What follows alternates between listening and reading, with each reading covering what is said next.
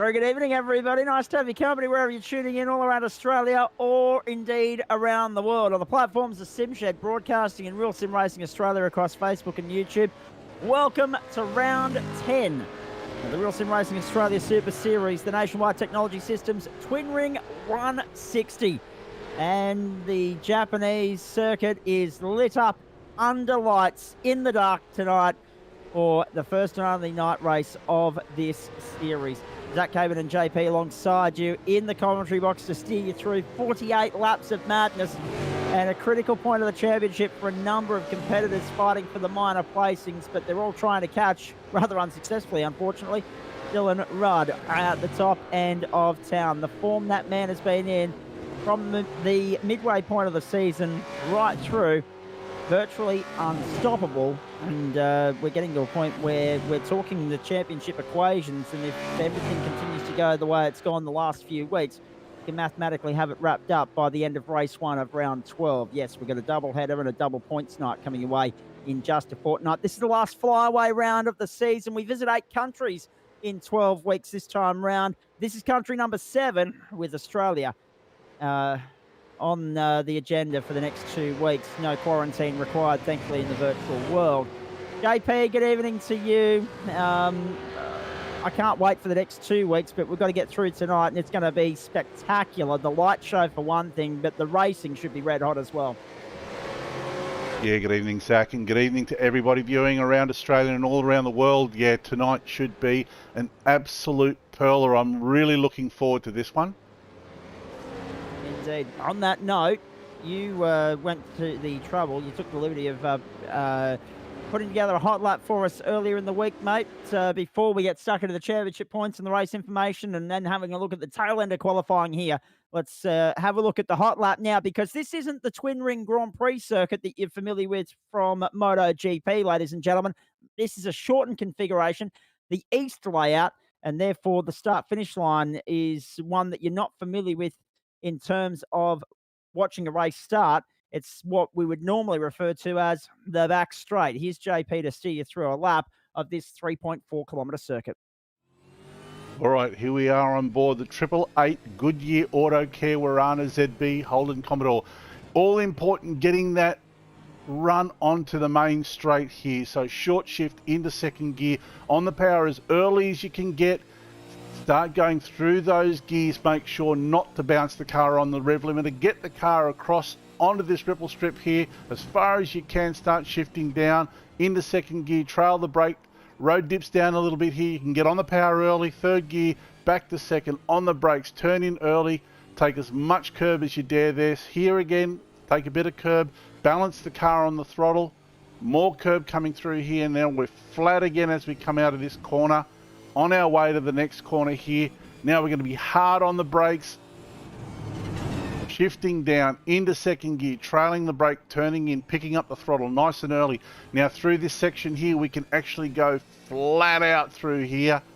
Once we straighten the car up, we're aiming for this ripple strip, and then on the brakes, shifting down into third gear, trailing the brakes through this section of the course here, balancing the car as, again, on the throttle, flat, going through to this section, hard on the brakes again, second gear, bleed off the brakes, turn in nice and early, carefully on the power, get right on that power. We're going to the last corner again here, hard on the brakes. Now we'll shift down into first gear, early turn in, get onto that curb, second gear, short shift, take all of the track on the power early, and we're on our way to the start finish line. And that is a lap of Twin Ring Motegi East circuit.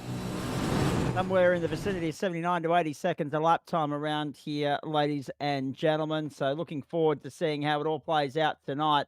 Of course, the early times coming in from qualifying. Rehan Leonage is provisional pole at the moment. Just let that sink in for a moment. The youngster with such a mature head on his shoulders and such a good pedigree, given the legacy that Lassif Leonage has left behind, the precedent he set in previous seasons of the RSRA Super Series.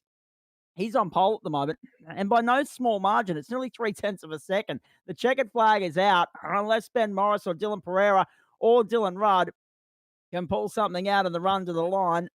It is going to be Rehan Leonage securing one of the youngest pole positions in RSRA Super Series history, I believe I'm right in saying, JP. This is extraordinary.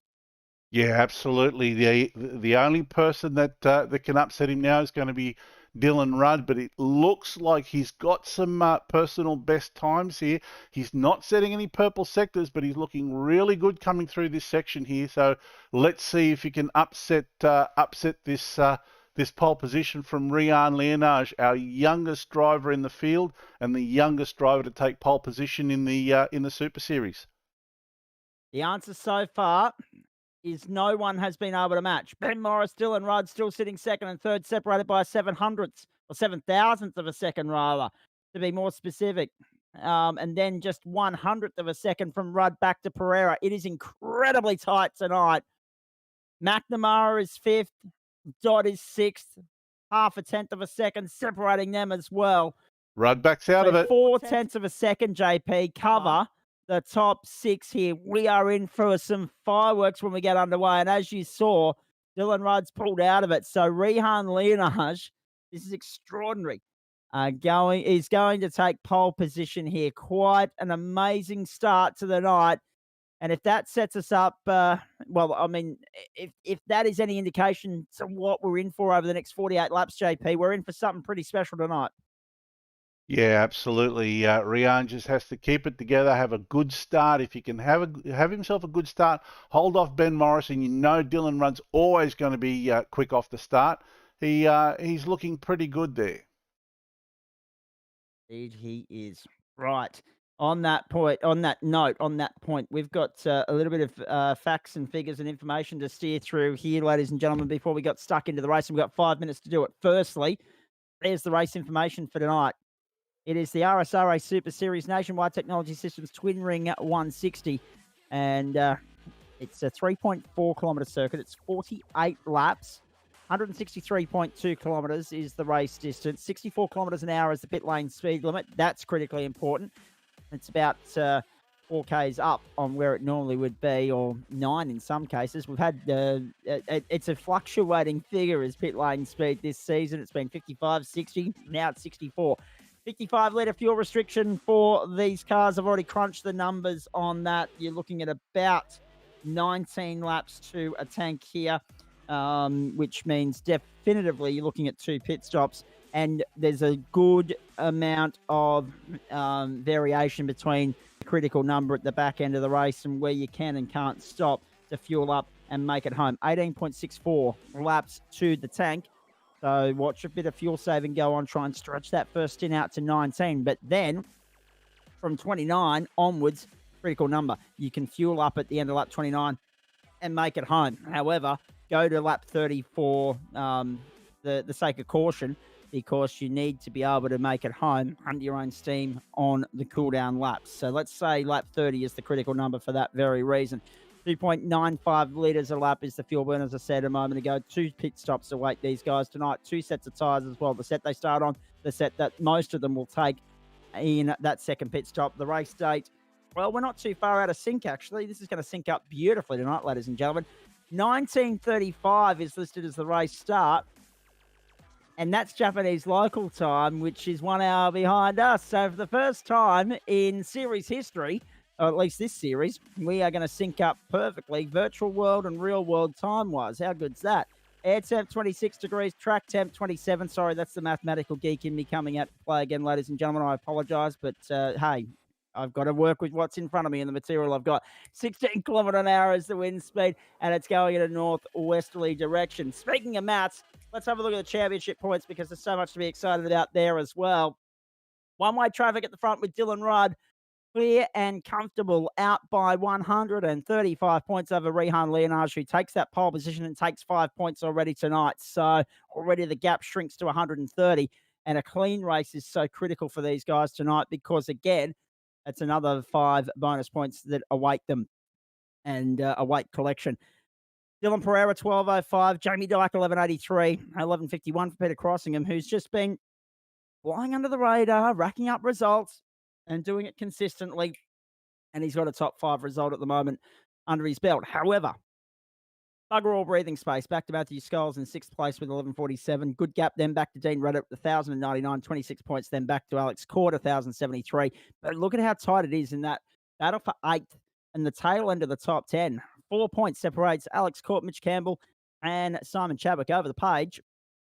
And we can tell you that Dean Alessi's knocking on the door of the top 10. We know Aaron Dodd's going to be in the top 10 probably by the end of the night.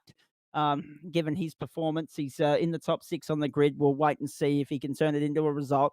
Craig Schultz, 1,048. Then Brian Cooper, Alan Dawson, Lindsay Hobbs, Sam Noble, Sean McNamara, who's in the top 6 on the grid tonight. His season ruined in the first couple of weeks here, but he's trying to salvage something out of the back end, which is good to see. Chris Barnes and Brenton Nitschke make up the top 20. Some of those battles are incredibly tight, JP. Rehan Leonage, Dylan Pereira's one to watch at the top end of town. We know catching Dylan Rudd's a long shot, but when you look back, 8, 9, and 10, incredibly tight. Couple of guys knocking on the door just outside. Every lap, every corner, every result, critical from this point forward as all these guys try and earn some bragging rights and take some confidence into what will be season 3. 100%. I mean, Dylan Rudd's got he's got a fairly sizable lead. It's not over by any stretch of the imagination. It's going to be a lot of work for anyone to catch him, but for all the minor placings and for all the other placings, it is absolutely game on. Indeed. So that's the total lay of the land as far as championship points are concerned. We've got a couple of we've got the safety car on circuit at the moment. The safety car not racking up times anywhere near what we're seeing from our main competitors here. But still, a 129.02 is pretty handy when you're not flogging the thing to death. So will Lee Davis's services be required tonight? We wait and see. We've got lucky the last couple of weeks. We haven't had a safety car. But the fact that this is under lights, the fact that this is a pretty fast circuit, the field will be bunched up. Oh, boy. There's pressure and tension written all over this. Twin Ring Motegi, of course, the oval over the top, the track underneath, and you got the best of both worlds tonight because we've got cameras on both the banked oval and on the main straight here. Let's have a look at the grid for round 10 of the championship. A little bit light on numbers tonight, but the 27-car field is full of quality, no doubt about that. Rehan Leonage, Ben Morris. I'm pretty sure that's Benny's best performance in qualifying as well. Dylan Rudd, Dylan Pereira, 2nd row. Sean McNamara and Aaron Dodd, 3rd row. David Kirby, Alex Court. He's best qualifying in a roll. They're the 4th row. Cameron Jones and Michael Angus, 5th row. Then Dean Alessi and Robert Crisdale, 6th. So the takeaway from that is that both the Calamari Racing Stable entries are inside the top 10. They're ready to fire tonight. Sam Noble, Hayden Norris from row 7. Craig Schultz, Matthew Scholes, row 8. Simon Chadwick and Kai Turner from 9. Peter Crossingham and Dean Power from 10. Jamie Dyke and Chris Barnes. Then Rod Hollis and Dean Reddit make up rows 11 and 12. Row 13 is where you'll find Alan Dawson and Brian Cooper. Row 14. All on his lonesome is Lindsay Hobbs. 48 laps. Prepare to get dizzy. Round 10 is green. Great getaway from Rehan Leonage. Look at Dylan Rudd through the middle, trying to make it 3 wide on the run to 1. And Paul Leonage's going to get hung out to dry. And Ben Morris is going to come charging down the inside to try and take the lead. He goes a little bit deep.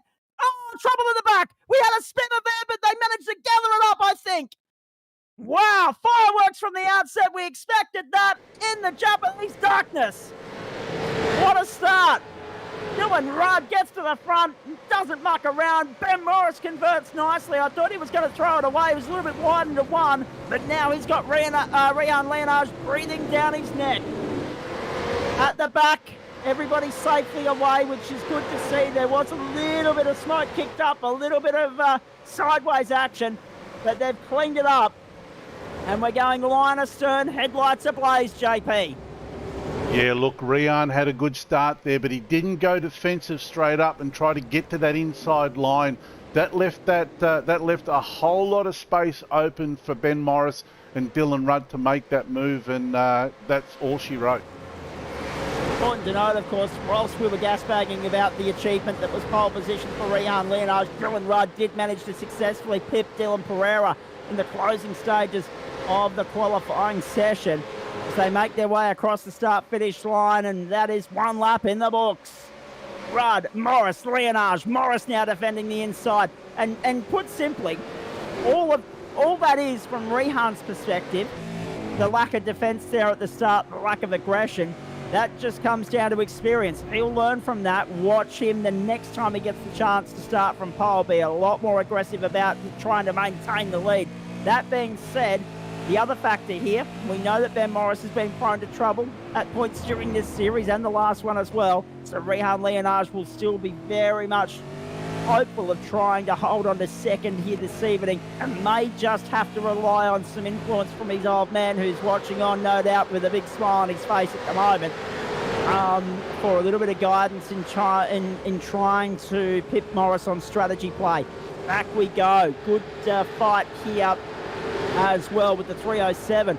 David Kirby alongside the 555 of Robert Christa, and just ahead of them, of course, is Jamie Dyke, and now Kirby under pressure as Christa comes down the inside, and also Dean Powell ring in the background, Kai Turner as well. The good thing about this circuit, it's fairly open, it's fairly flowing, it's fairly fast. Everyone's pretty well bunched up after 2 laps, which is good to see. The exception being Dylan Rudd at the front of the field. He's skipped away to a 1.9 second advantage, but Leonage is still down Morris's throat at this point in time. Now Chrisdale makes the move on Kirby down the inside to 1, so Chrisdale displaces Kirby and moves up into 12.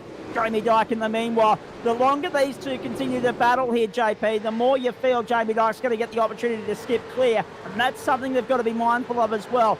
If you and I saw this in the real world in the Excel Enduro over the weekend, some battle packs, if they work together, they can get away with overtaking and pulling away from the field at the same time. Some can't, and an inch is as good as a mile for Jamie Dyke if he can skip clear of these guys. Yeah, 100%. And Jamie's going to be wanting to put as much distance as he can between himself and that battle pack, get himself some clear air and start hunting down the guys in front of him. Here they go again. This is frantic stuff. How good's the lighting on the Japanese circuit, by the way? They should petition to hold MotoGP under the lights there. Looks absolutely spectacular. Marvellous. They might need more lights for MotoGP, but what they've got suiting the supercars just fine at the moment. Car in trouble in the background there. We'll see that on the NTS replay here for you. Right now, what happened to the 34? It's either going to be curb or grass or both. And actually, no, it was neither. It was a little bit of a clip into the tail of Brenton Nitschke, I believe it was. Then get back on the black stuff. So Alessi drops all the way down to 25th position as they continue on here. So, we're already on to lap 4, ladies and gentlemen. Geez, that went fast. That went really quick. Race time will be around that 1 hour mark again tonight. The last 2 rounds, isn't this an interesting fact for you? The last 2 rounds have been run so fast that we've seen them completed inside 60 minutes. Now, it's interesting because we've upped the race lengths this season from 150 to 160 kilometres for most of the sprint rounds. But such was the average speed of the circuits at the Red Bull Ring and last week at Imola that we managed to get the races done inside 60 minutes. It'll be interesting to see if tonight follows a similar pattern, although that being said, 1 minute 20 gets you 4 laps. 3 laps in 4 minutes. So on that notion, we're looking at just over an hour tonight, JP, by my rough mathematics. Yeah, these guys are doing incredibly well. So through they go. Ben Morris will let JP catch his breath. Ben Morris is sitting there in second at the moment.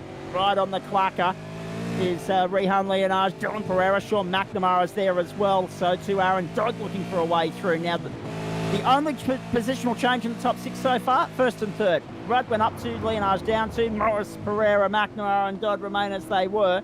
Michael Angus up 3 positions. Alex Court remains where he was. Simon Chadwick and Jamie Dyke up 8 and 10 positions each. Already in these early stages, Rod Hollis up 6 positions. Alan Dawson up 7. Dean Reddit and Lindsay Hobbs up 4 positions each.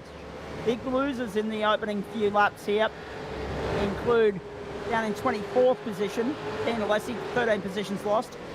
Sam Noble, 25th, 12 positions lost, and Matthew Scholes, 10 positions lost, sitting there in 26th. So they're the ones that got caught up in the garbage in the early stages. But it's been extremely clean to this point. Race control will be sitting back, putting their feet up, and opening the coffee cupboard, pouring themselves a coffee, kicking back and relaxing, and hoping that this remains the status quo for the rest of the evening, that everyone behaves themselves. The trouble point will be when we get to pit window number 1 and 2, because that's where we've seen a couple of drivers still falling foul of the new pit lane regulations, JP. Still 9 weeks into the season, now 10. Hopefully we can avoid some of that garbage tonight as well. 6 of 48. Dylan Rudd leads Ben Morris. The margin 2.25 seconds. You can see it on your screen there. Morris under pressure here from Rehan Leonage. Leonage content to just sit back in there at the moment. Pereira, McNamara, Dodd, Angus and Court make up the top 8. And interesting to note, a 2.5 second gap from Aaron Dodd back to Michael Angus. Alex Court, we've commented before about how he may not be the best qualifier on the field, but he races like a scalded cat. He's sitting there in 8th, has not moved thus far. He'll be anxious to, no doubt, put a move on Michael Angus in the coming laps. We're only on lap 6. We're only 1/8 of the way through the race. We've got a long way to go, but Alex Court, no doubt, will be keen to get cracking very shortly. This is an interesting turn of events here, Zach. I get the impression that Rian's being held up by Ben Morris, and Dylan Rudd is trying to take as much of an advantage on that as he possibly can and get out to a bit of a lead, because if Rehan finds a way around Ben, I think he'll be able to close the gap on Dylan. Well, there's a couple of factors here. One's going to be tyre wear, how well these guys look after their tyres. And the second thing is, Dylan Rudd, for the first time in a while, is playing from behind tonight. He's not used to having cars in front of him at the race start. So, no doubt, given what unfolded in qualifying, what you just said is so true. He will be keen to put a gap on the field, because he doesn't have, or he didn't have, I should say, as much of an advantage as he normally would over the field. There were 2 guys that were slightly quicker than him, so he wouldn't be used to that. And therefore, I think he'll be keen to crack the whip, so to speak, and really show them who's boss. I mean, he doesn't have to. There's no need to in terms of the championship. He's got one hand on it already, dare I say it. I don't want to put the commentator's curse on him, obviously. But in saying that, yeah, playing from behind tonight and doing a nice job of it, and all of it was in the start. He nailed it. He couldn't have got it any better. He even got the better of Benny Morris. He just went a little bit too deep into turn 1 and opened the door up, and Rudd doesn't need a second invitation. No, absolutely not. And this is going to be a really big test for the young Rian Leonage. I mean, he's going to have to sit behind Morris, and he's going to have to be patient now. Try to find where Ben's a little bit weaker than he is, and then look to see if he can capitalise on that. So it'll be interesting to see how this all unfolds. Alex Court is caught up, pardon the pun, at the moment, because he's trying to fend off Simon Chadwick and trying to go with Michael Angus. And I don't think he's going to be able to achieve both and make himself happy. He might have to focus more on fending off Chadwick than he will getting past Michael Angus. And for this point in the race, you can understand that mentality. Again, similar to Leonage with Rudd, Court won't want to let Angus get away here. First an inch is as good as a mile, and Angus, I have to say, I saw him in a GSRC race at Imola last week. Had it not been for a mistake coming into the corner before pit lane, he would have finished a lot higher than 4th. Let's take this opportunity, folks. We're on lap 9. We're a 1/6 of the way through the race now. Let's crank up the volume. Let's go riding with, riding on board with Dylan Rudd right here, the man that's stealing the show on the RSRA.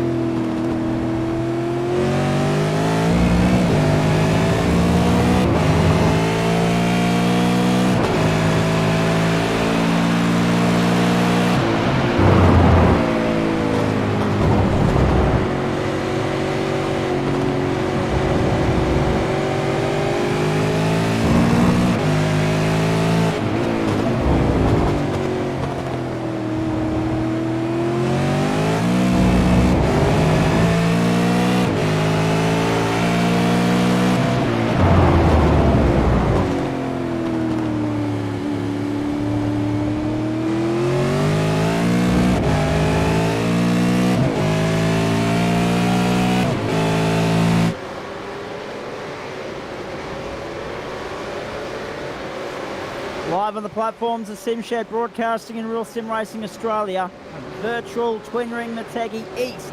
Great host of the RSRA SuperSeries. Here comes Simon Chadwick, applying huge pressure to Alex Court here. You've missed nothing while we cranked up the volume, but right now Chadwick up on the inside. No, can't do it. Court covers him off. Oh, magnificent driving here. Although, there's a warning for Alex Court for moving under brakes from race control. So he's got to be mindful of that as Chadwick looks to fend down the inside once more. Chadwick going up the inside to 8th, and no, he just slightly nudges Court out of the way. Good hard racing there. The elbows are out, the boys are on. And now Cameron Jones all over the back of Alex Court here as well. In fact, there's the news that we didn't get to in the lead up to this race start. There was some discrepancy in the message that we gave to you last week, ladies and gentlemen. There was going to be a penalty to Cameron Jones, which would see him sit this race out. Race control forgot to apply it, so they've conceded defeat on that one and said no harm, no foul. We'll let Cameron race. So therefore, we get to watch the KFC car in action one more time. Jamie Dyke, the first one to jump into pit lane here as well, JP. We've got activity on pit lane on lap 11. And that, I haven't spoken too much about strategy yet, but we mentioned that there were going to be, on our maths, 2 18-lap stints and a 10-lap stint. Clearly, Jamie Dyke's jumping early to go with the 10-lap stint first. And he's not the only one. Matthew Scholes has always, also, I should say, opted to join Dyke on pit road. Yeah, that reverse strategy might end up by working out for him. And Dyke has been a solid performer in the last couple of weeks. It's important to note as well. So, really good to see. Rudd, Morris, Leonage, Pereira, McNamara, and Dodd the top 6 at the moment. As I said, 2nd, 4th, 5th and 6th status quo. 1st and 3rd, the only 2 to swap around thus far. You're watching this battle on screen here. Have a look at this. Have a look at this, This is Zach. just extraordinary, isn't it? The minor placings and nobody is giving an inch. Struggling to pick up a number there, JP, at the moment. Who have we got our eyes on, sorry? So we're looking at Lindsay Hobbs at the moment, Gotcha. following Dean Reddit, and then with Peter Crossingham behind him. I think Peter might have been the one that had that spin or got a bit untidy at the race start. So he's fallen all the way back to 21st. It's disappointing for him. He's showing down in 21st position at the moment, just behind Lindsay Hobbs. Dean Reddit. So Dean's going to be in here tomorrow night with Matty Davis, of course, calling all the action of the RSRA Super 2E series. We might see if we can get Dean to come in post-race and sprint that a little bit if you don't mind, JP. See what you can arrange there in the next 45 minutes or so. At 12 of 48, the race reaches the 25% mark. Remember, 75% race distance is 36 laps, so you've got to be mindful of that with regards to classifications and other things as well. Here's Cameron Jones going down on the inside of Alex Court on the replay for NTS. That relegates Court to 10th, and Jones moves up into 9th position back to where he started. Chadwick up 9 positions already, Angus up 3. They're the big movers in the top 10 at the moment, and Dean Cow up 8 positions as well. So just picking up again with that, you were talking about, or we were showing the battle between Dean Reddit, Lindsay Hobbs, Peter Crossingham and Dean Alessi. Just as clean, just as close down in the mid-pack as it is up at the front of the field. And that speaks volume to the series as a whole, JP. Yeah, absolutely. These guys are, they enjoy their racing. They have fun with their racing, but they also take a bit of pride in what they're doing, and they do have a bit of seriousness to their racing as well. And it's great to see these guys, mixing it up, even up and down the field, and doing it cleanly. At the front of the field, can I just let everyone know that it's getting incredibly tight. Dylan Rudd has lost a little bit of ground in his advantage. Benny Morris has got back to within a second of him. Oh, have a look at this battle. Have a look at this. The 208 down the inside. That's Schultz getting the job done on Alan Dawson, I believe it was. Very nicely done. Schultz moves through into 17th, Dawson to 18th. And, still that battle rages on. So we've got legitimate battles out there at the moment for 1st, 2nd, 3rd, 4th. Then 9th and 10th. Court and Jones arguing over the same piece of real estate again. In fact, Court's got him back. And Court gets Jones back. That's exciting. Then we go down the order again. Crisdale and Power still arguing. Kirby and Norris still arguing. Turner and Hollis arguing as well. Then you got Schultz, Dawson, Reddit, Hobbs, Crossingham and Alessi all in a gaggle. This was awesome stuff between Jones and Court. Have a look at that. Really a panel scraped and touched in all of that. And Court holds on. Covered Jones off. Jones even had to end up going to the dirt. Oh, they're using all the real estate and a little bit more in Twin Ring Motegi tonight. This is fantastic. How good is Oriental night for the Sim Shed broadcasting platforms and the RSRA SuperSeries? Magnificent stuff. Yeah, have a look at this. Rages on. And they, like, Jones would not concede, and that's just a testament to his quality as a racer. Big sideways tank slumber moment. That's where he had to eventually concede. Oh boy. Right, 14. So we're in the pit window for anyone that wants to play an undercut. And that's the great thing about this race. We've got flexibility in each fuel window because you might have guys go 10, 18 and 18. You'll have guys go 18, 10 and 18. You'll have guys go 18, 18 and 10. By nature of the beast. You can get 19 to a stint if you want to stretch this opening run. Some guys that want to do that. They can save just enough fuel to make that happen. Although, from what I'm watching and observing JP and seeing on screen here, I can't see too many people easing off. No, absolutely not. This is going to be on for the whole 48 laps, and you can see them now. They're just Dylan Rudd is just holding that 1 second lead. He's actually got it over to 1.2 second lead now over Benny Morris and Leonage. But yeah, now it's coming under a second. So yeah, they are closing in on him. Something else for you. Lap 15 of 48. The elbows are out. Rehan Leonage is closing right up onto Benny Morris's tail, but Dylan Pereira has fallen off that battle.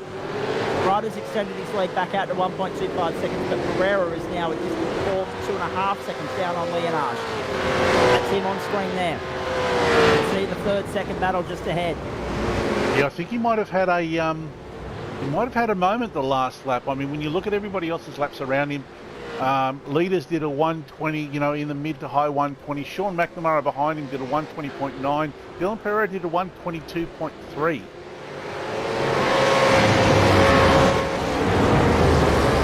Rudd,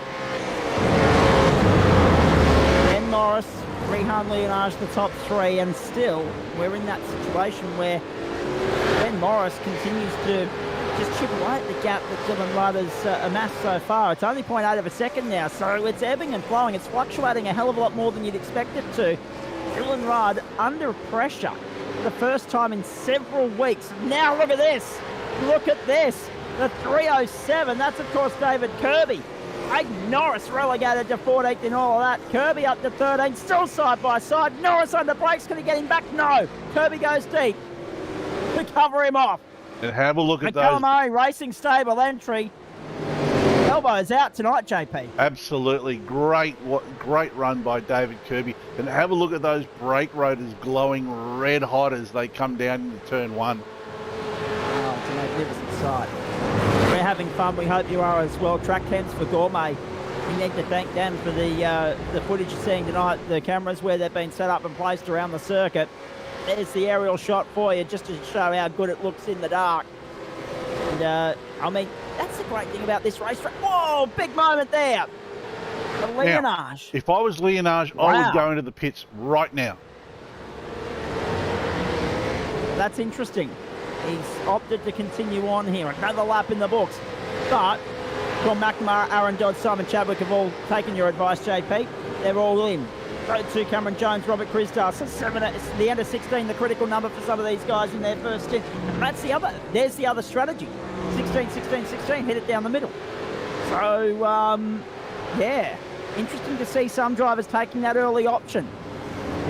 Now the 177 of Rod Hollis. I think I might have mistaken as Brenton Nitschke earlier. He's in the pit lane as well. So very nicely done for Rod Hollis. Now this is probably important to note as well, and we'll try and follow the leaders when they go into the pits. They've been told that they must stay within the yellow lines on the pit entry.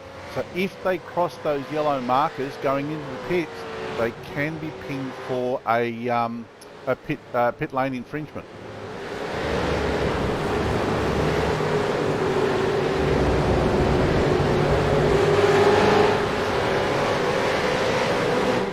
Have a look at this. This is the closest that Morris and Leonage have been on Rudd all evening. Oh, I tell you what. Who's going to blink first? 16 laps have been hugely intense. You just get the feeling, given that Rudd's under the pump, that the pressure's going to mount and the intensity is going to lift to a whole new level. We are seeing the best of the best tonight. We're actually seeing Rudd challenged for the first time since Rainer Costello dropped out of the series. Now, I think we've had a Cameron moment here. Jones has had a moment and he's dropped down the order. He's already pitted. Let's not forget that. He's now sitting down in 21st position. Going rather slowly down towards the hairpin here. Whoa! Looped it. Cameron Jones, he's lost maybe a second and a half in all of that. Good save, good recovery. Still costly because, well, it won't be the fresh set of tyres if the status quo is being followed here, so it won't matter too much. But if he's flight spotted one of them, JP, it's going to be a long 10-15 laps. Absolutely. Now, if I was, look, not so much on this stint, but if I was Morris or Leonage, I would be looking at pulling in as soon as I can, releasing myself from the guys in front of me and trying to go for the undercut. I've got the pace, so we just want to try and go for clear air here.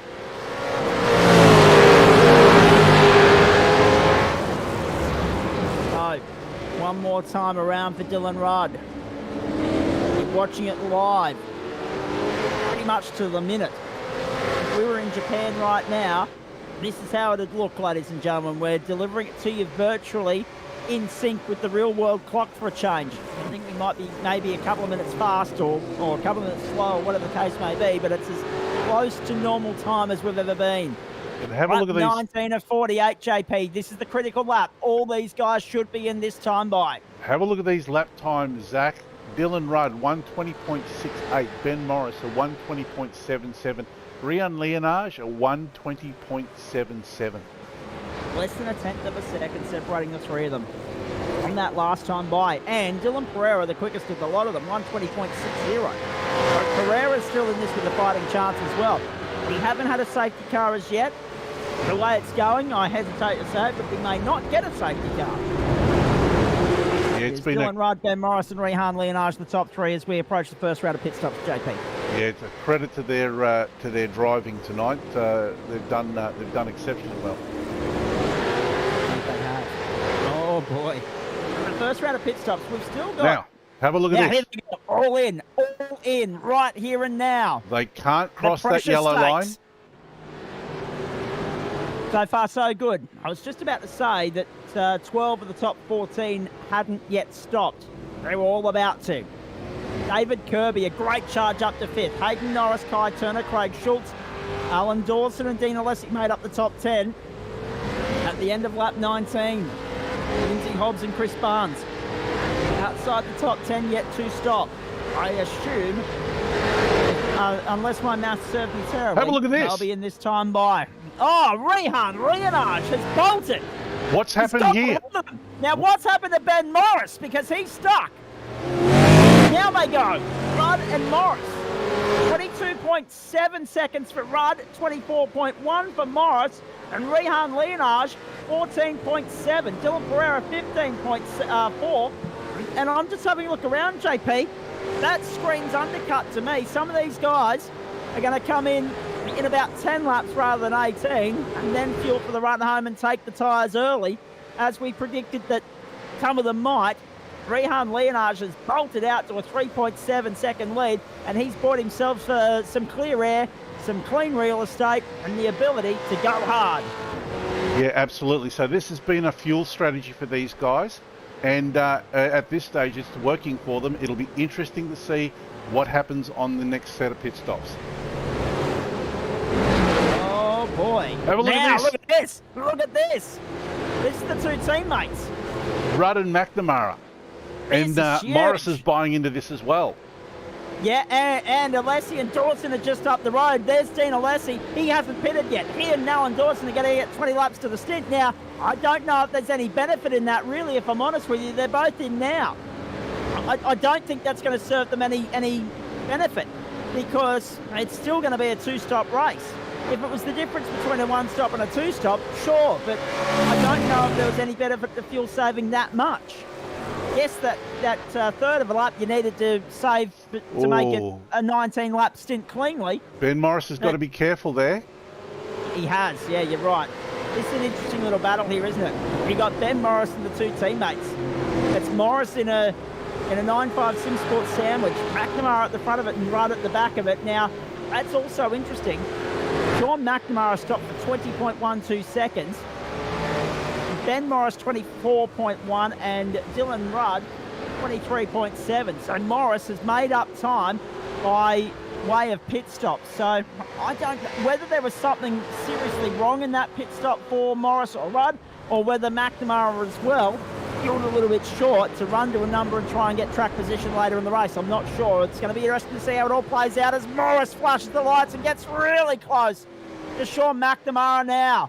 Rehan Leonage's skip cleared a 4.3 second advantage. Dylan Pereira's second. Now they spat off a third, and they are another 3.6 seconds down the road. This race has turned on its ear.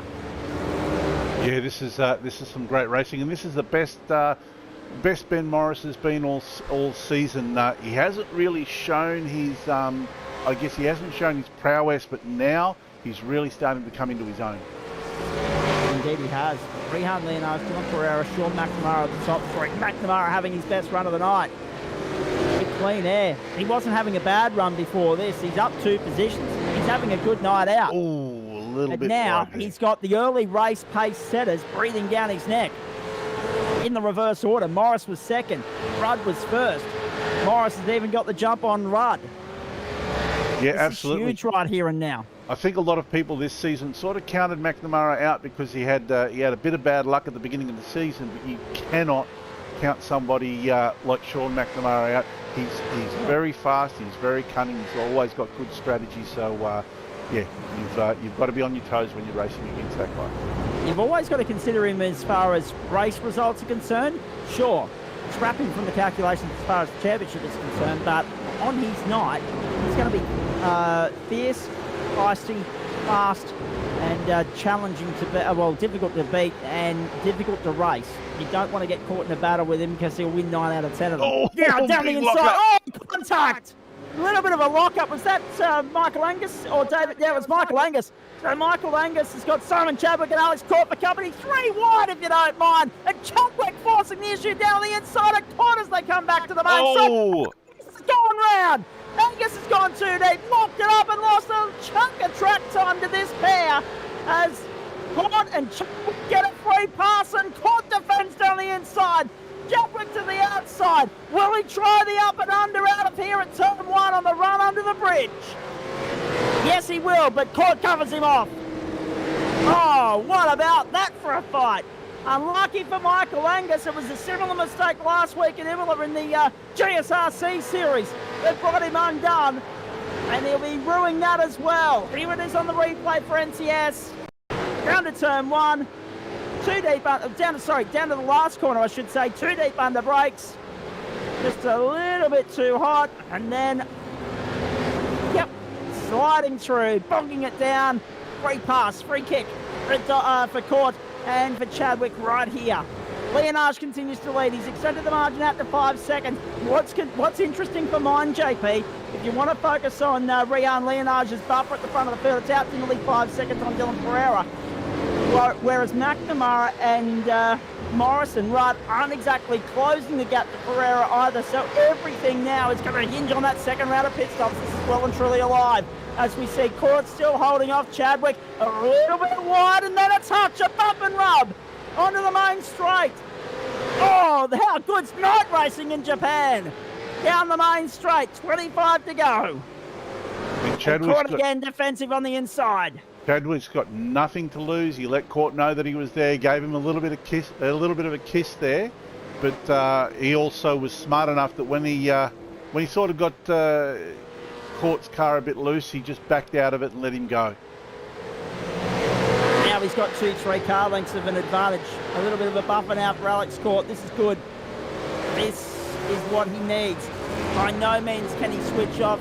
By no means can he afford to get complacent. However, not having Chadwick bumping you through the corner, you'll be breathing a little bit of a sigh of relief until this next round of pit stops. Rear at half race distance as soon as Rehan Leonage comes across the line, ladies and gentlemen. 24 down, 24 to go. And as Rehan Leonage crosses the line, race time, 31 minutes and 26 seconds. So make it 32.47. He's just crossed the line. That's just updated. 32.47. So we are on track for somewhere around 65.5 minutes worth of racing tonight. And it's going to be worth the price of admission every step of the way here. So don't touch the dial. Don't switch off. Stay with us. Strap in for the journey. Crack open a coldie. This one's far from done. Now the battle continues between McNamara and Morris, and they've just put a little bit of distance, surprisingly, JP, between themselves and Dylan Wright. Yeah, look, perhaps this isn't the course for Dylan Rudd. Maybe he's just not clicking with it. Maybe he's also just letting the cars go. He knows he's got another stop in his pocket. He's going to be stationary for less time. He'll have fresh tyres and a shorter run. He might just unleash the beast once he comes out after that last stop. Maybe also as well, no need to push too hard considering the buffer and the comfortable advantage he has in the championship. He's not going to lose a terrible amount of points tonight if he does finish fifth. But he's still going to go into Phillip Island with one hand on the title. Yeah, 100%. I mean, he's got to be thinking about the championship now. He's looking really good. I mean, he's looking incredibly strong. He doesn't need to push it. He doesn't need to take any unnecessary risks. Finishing the race, and if he's got a clean race in his pocket as well, finishing the race is just going to just give him some more points and let him edge just that little bit further away from the guys behind him. And I don't want to put too much of an emphasis Have a on look this at either. this. Sean McNamara's off the circuit. Sean McNamara's off the circuit. Oh, can you believe this? Sean McNamara off the circuit. And we have to wait and see whether he's going to be able to get back on or whether he's going to need a tow, in which case, safety car, ladies and gentlemen, and special bloody guest in the commentary box too, if you don't mind, because the Spirit of Tasmania is in the house. Hello to you, Chris Kisby. Good evening, Zach. Good evening, JP. A little bit late, but better late than never, I say. Absolutely, mate. Oh, you've missed plenty, but hopefully the boys will turn it on for you in the next half of the race as well. Now, McNamara's been helped by Ben Morris, and that's a wall clout. He's got back on the track. He's limping at the pit lane, but he's dropped down to 16th position. Oh, the bad luck continues for Sean McNamara. And I dare say, race control, if they had their feet up earlier, they're going to need to get the pen and notepad out right now and try and sort that one out. And I dare say Ben Morris might be wearing the wrath of a slap across the knuckles for that one, unfortunately. Very, very possibly on that one. Coming a little bit. Oh, look at this. Look at the great glow red on these cars, trying to hold them up, getting around the corner. That's Dylan Rudd all over the back of him. I tell you what. In amongst all of that, JP, the battle between McNamara and Morris might be over, but it's given Rudd a little bit of a leg up to say, let's go hard now. Let's push. Yeah, 100%. I tell you what, if I was Dylan Rudd, I would just sit on the back of Ben Morris's car because a penalty is coming. There we go. Look at that. Straight to the horse's mouth. And, he knows the game better than we do. These cars look absolutely brilliant at my time of year around this Twin Ring Motegi, is it? And, correct. Unbelievable. Yeah, mate, apologies for being missing and, and things like that, but I did have to pop in and say thank you to all the people that have been messaging me and giving me a bit of support. As people know, there's a bit of family problems up in Queensland as we're going through 3-1. I tell you what, that's Alessi getting up on the inside of the lot of them. Oh. And this is the battle for 21st, 22nd and 23rd. Rod Hollis and Lindsay Hobbs in there having a tremendous crack at this. I'll come back to you, Kisby, because you're right. I'm very grateful that you're here, mate. And I want to let you have your say, but Ben Morris has now got that drive-through penalty for contact on Sean McNamara. So Rod Morris out of the equation. Leonage the leader, Pereira second, and make Dylan Rudd effective third. Hand me a pointy hat and call me Nostradamus. All right. You're just as bad as me, JP. I mean, you'd have it in your ear. So, brilliant stuff. I don't think he had anything to do with it. I'll come back to you, Kisby, and what has been keeping you away from the racing. We know you've still been tuning in and keeping an eye on it. You were watching I've been giving you a broadcast on one the other day, which I appreciate as well. But let's focus on the task at hand here, because there's plenty to talk about. We are 28 laps into the race. We're pushing ever so closer to the next fuel window, and that'll be Ben Morris Willett coming in.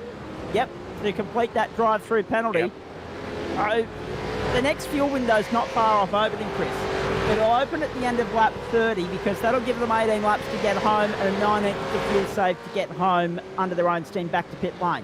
So at the end of lap 30, pit lane is going to be hot and full of action and drama and excitement once more. You've got some guys on an undercut strategy where they will probably opt to pit as early as lap 30. You've got others who are running a 16, 16, 16, so they'll pit at the end of 32. And you've got other guys who pitted on lap 10, so they've got to go to 28. They've got to go to 29 to then get home with a 19-lap stint. So you've got 3 or 4 different strategies that play out there. So whether we can read too much into the form guide at the moment, I'm not entirely sure. Dylan Rudd fueled long first hit, Rehan Leonage fueled short. We're expecting Leonage to come in soon and grab that fresh set of tyres. He has a 6-second lead over Dylan Pereira. And what was interesting for mine is that Dylan Rudd and Aaron Dodd and Sean McNamara and Ben Morris weren't closing on these two youngsters terribly fast. So whether the undercut is going to work to their advantage in the short fuel remains to be seen. Rehan Leonage, youngest pole sitter in series history tonight. So many statistics to rack up and be excited about here. Dyke in pit lane, the first of the last pit stops now. Jamie Dyke in the pit lane. This will be a 19-lap run for him, and then he's got to try and get home to pit lane without running out of fuel on the 20th lap of that stint. And also in now Matthew Scholes. No surprise to see these two jumping early. Now, look, I tell you what, mate.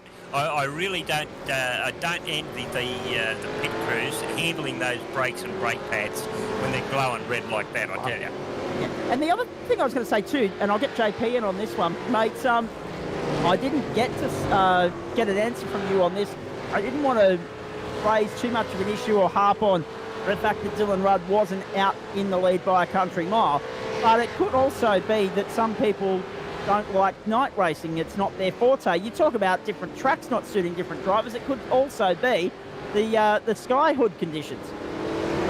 Yeah, 100%. I mean, depth perception changes dramatically at night.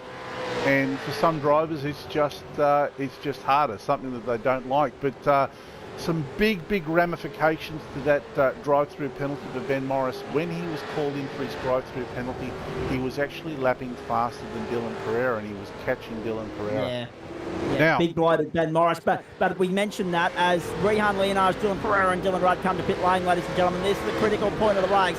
Simon Chadwick also in at this point as well. The end of lap 30. It's exactly going to the script. Running exactly how we thought it would. Michael Angus, Robert Christoph, Cameron Jones also in. So pit lane, a hub of activity, and all these guys opting for that fresh rubber and that longer run to the checkered flag. Rehan Leonage is gone. Oh, look at this. 21.07. Unfortunately for Dylan Pereira, he's been left behind. Now, this is the other thing too. You and I spoke about this earlier in the race, and I'll get Chris Kisby to chime in here. We spoke about the pace of Ben Morris. For those of you that are just tuning in and joining us, talk about a bad night to be late to the office. Holy moly, there's been a lot go on here. And that's not just talking to Chris Kisby, that's talking to everybody. Okay. Yeah. However, in saying all of that, we had Dylan Rudd pit for pole position by Rehan Leonage. Ben Morris was second on the grid. The swap around happened at turn 1 when Rudd went up to the lead and Leonage slotted back into third. And I mentioned then what I'll mention now is Pereira gets up there on the inside of Sean McNamara, who's made a mistake. McNamara's made a mistake there coming out of what is turn 1 on this configuration of the circuit. I'm fairly right in saying, I think I'm right in saying.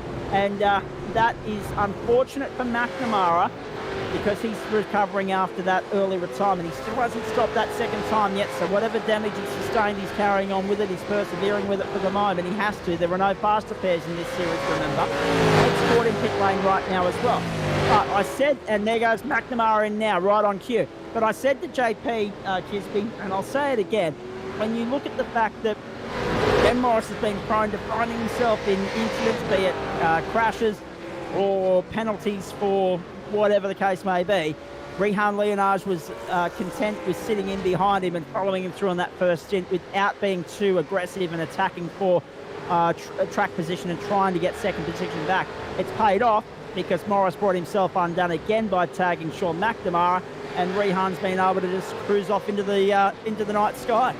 Well, it seems like young Rehan has actually learnt from past experiences, and I think we could probably assume that Dad's the coach, and he's been told to just sit there and just be patient, wait for the opportunities to come. And he's learnt from his past experiences, and we've seen him race a couple of times where he got a little bit impatient and made the mistake. He's actually sat back and waited for the mistake, and I'm really sorry that I missed seeing young Rehan sitting on pole position there. That would have been absolutely great. All these guys in here, look, don't care what your age. Look at young Rehan. Come on, let's go. Yeah, absolutely.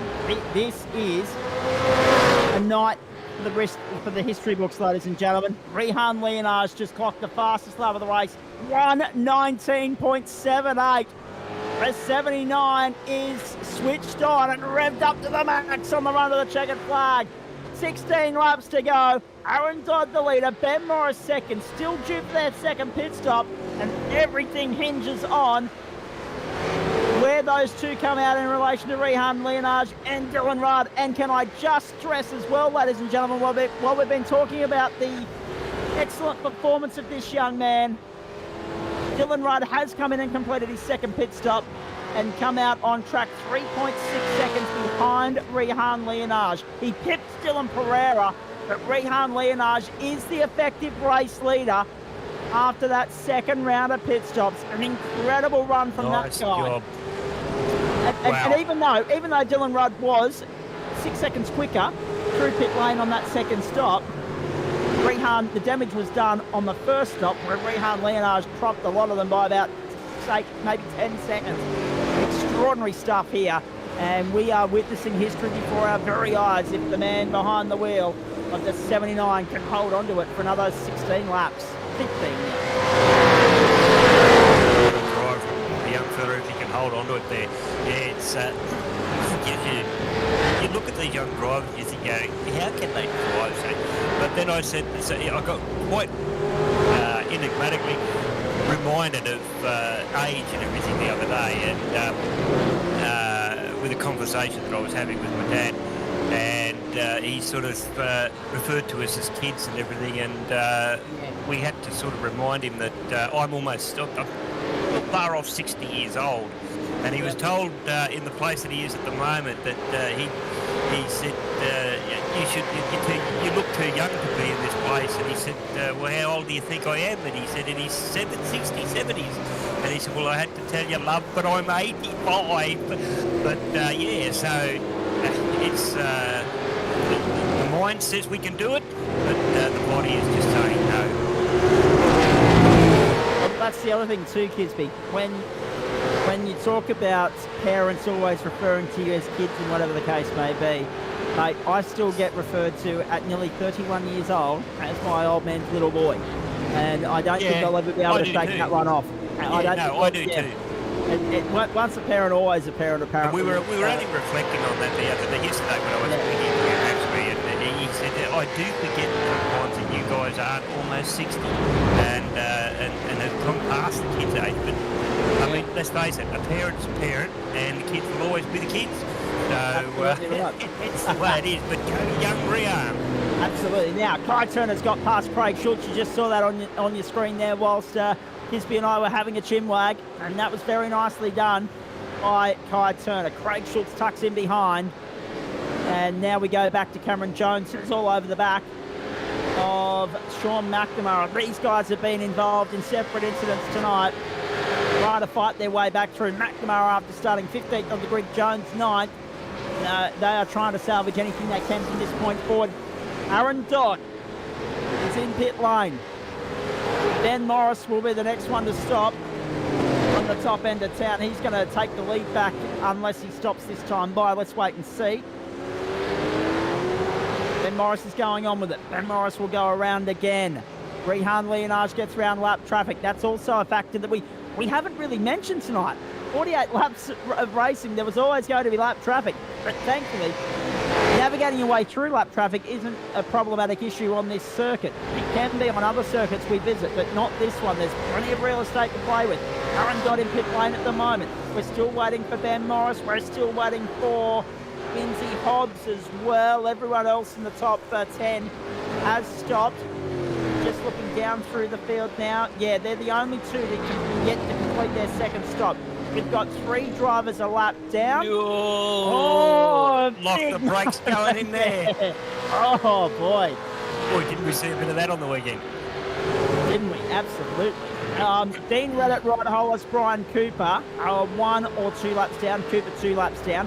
But in good news for all and sundry, 27 cars started the race, 27 still running.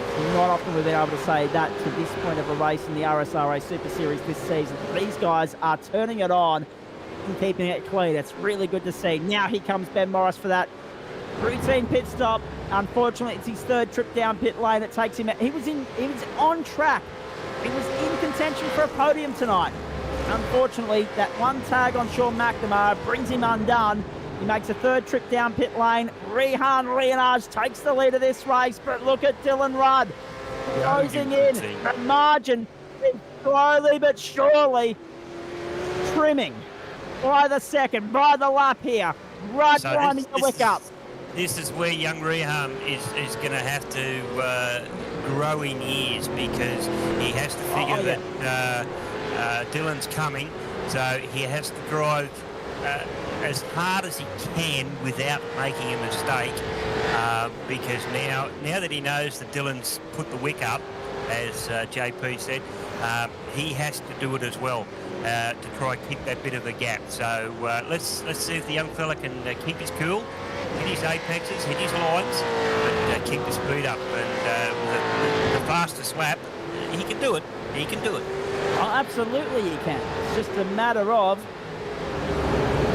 not putting too much pressure on yourself, handling the pressure, keeping a cool and calm and collected. 11 years old. How much pressure do you want to put on him? Well, but this is the thing, right?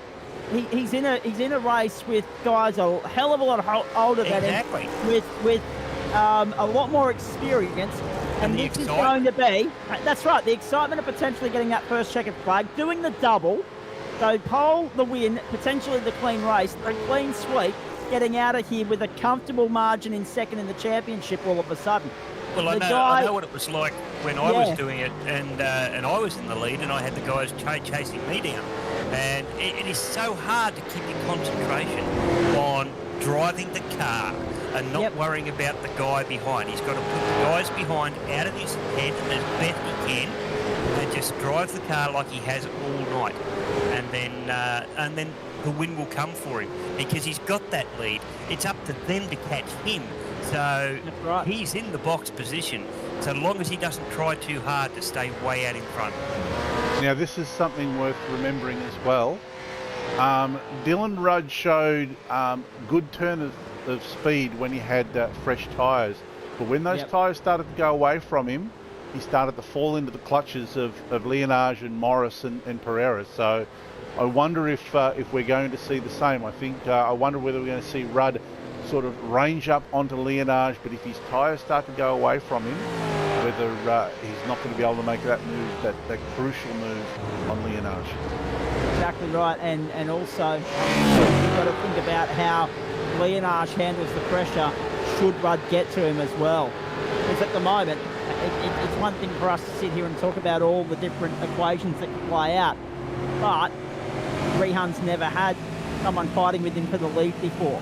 So that is another right. different... I can just imagine the Leonage. Up from the car in front there as well. I can imagine the Leonage household at the moment with Dad sitting there saying, just keep you cool, drive your lines, take it nice and easy there, young fella, and you'll get the win. Don't worry about the guy behind you. They'll be trying to keep it as calm as they possibly can for the young fella as he's trying to get his maiden win. Well, I don't know who'd crack the champagne first. Classic for Rehan, to be honest with you. I tell you what, Dad will be pretty proud of this. Yeah, Rehan might be a little bit young to crack the champagne, mate.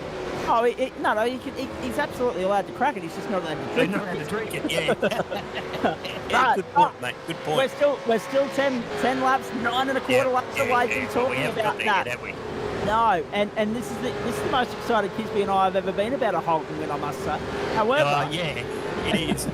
However, it is extraordinary in every sense of the word. A lot of action around the circuit at the moment. Jamie Dyke and Simon Chadwick arguing over the same piece of real estate. Robert Christgau, Dean Powell and Hayden Norris doing the same thing. Ty Turner and Craig Schultz and Peter car on the inside. Have a look at this. There are battles everywhere at the moment. Powell. Snow Powell is, of course, sitting there with Hayden Norris all over his fucker. That's the battle of a 12th that they can latch on to Robert Christgau and Lindsay Hobbs. We'll get a four-way battle for the last spot in the top 10. Hobbs was the second car at the top of your screen there. Now he's going into pit lane, so forget about him. He's out of the equation. Down the inside comes Powell. Job done on Norris. Nice move. Can he cover it off and hold it down the main straight? Little bit of a wobble. Bogged it down a little bit coming onto the main straight. That might give Norris an opportunity as they get down to one, unless Powell covers him off. He doesn't. Norris has a look down the inside, but he's too far back. Yeah. Now, whoa. I can tell you, guys, that Rehan has not won a race this season thus far. His best finishing position has been second. So, yeah, this is something that he's really going to be fighting hard for. And JP, did he manage to grab a win in the RSRA Super 2, or what was the Goodyear Auto Cabrana V8 T2 series last year or last season? Yeah, I believe he did. Yeah. So but that being said, winning a race in the T2 is substantially different to winning one in the big boys. The grandbaby of the lot. Yeah, absolutely. Yeah. The stakes are. Well, I don't want to take any shine away from the V8 T2 series because it is just as competitive and just as fierce. But there is an extra, there's an extra bit of competition and an extra little bit of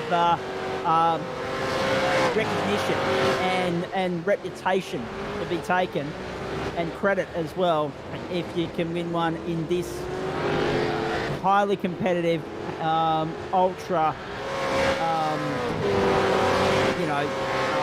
diverse field of age, ability, and so many other factors. Yeah, I know.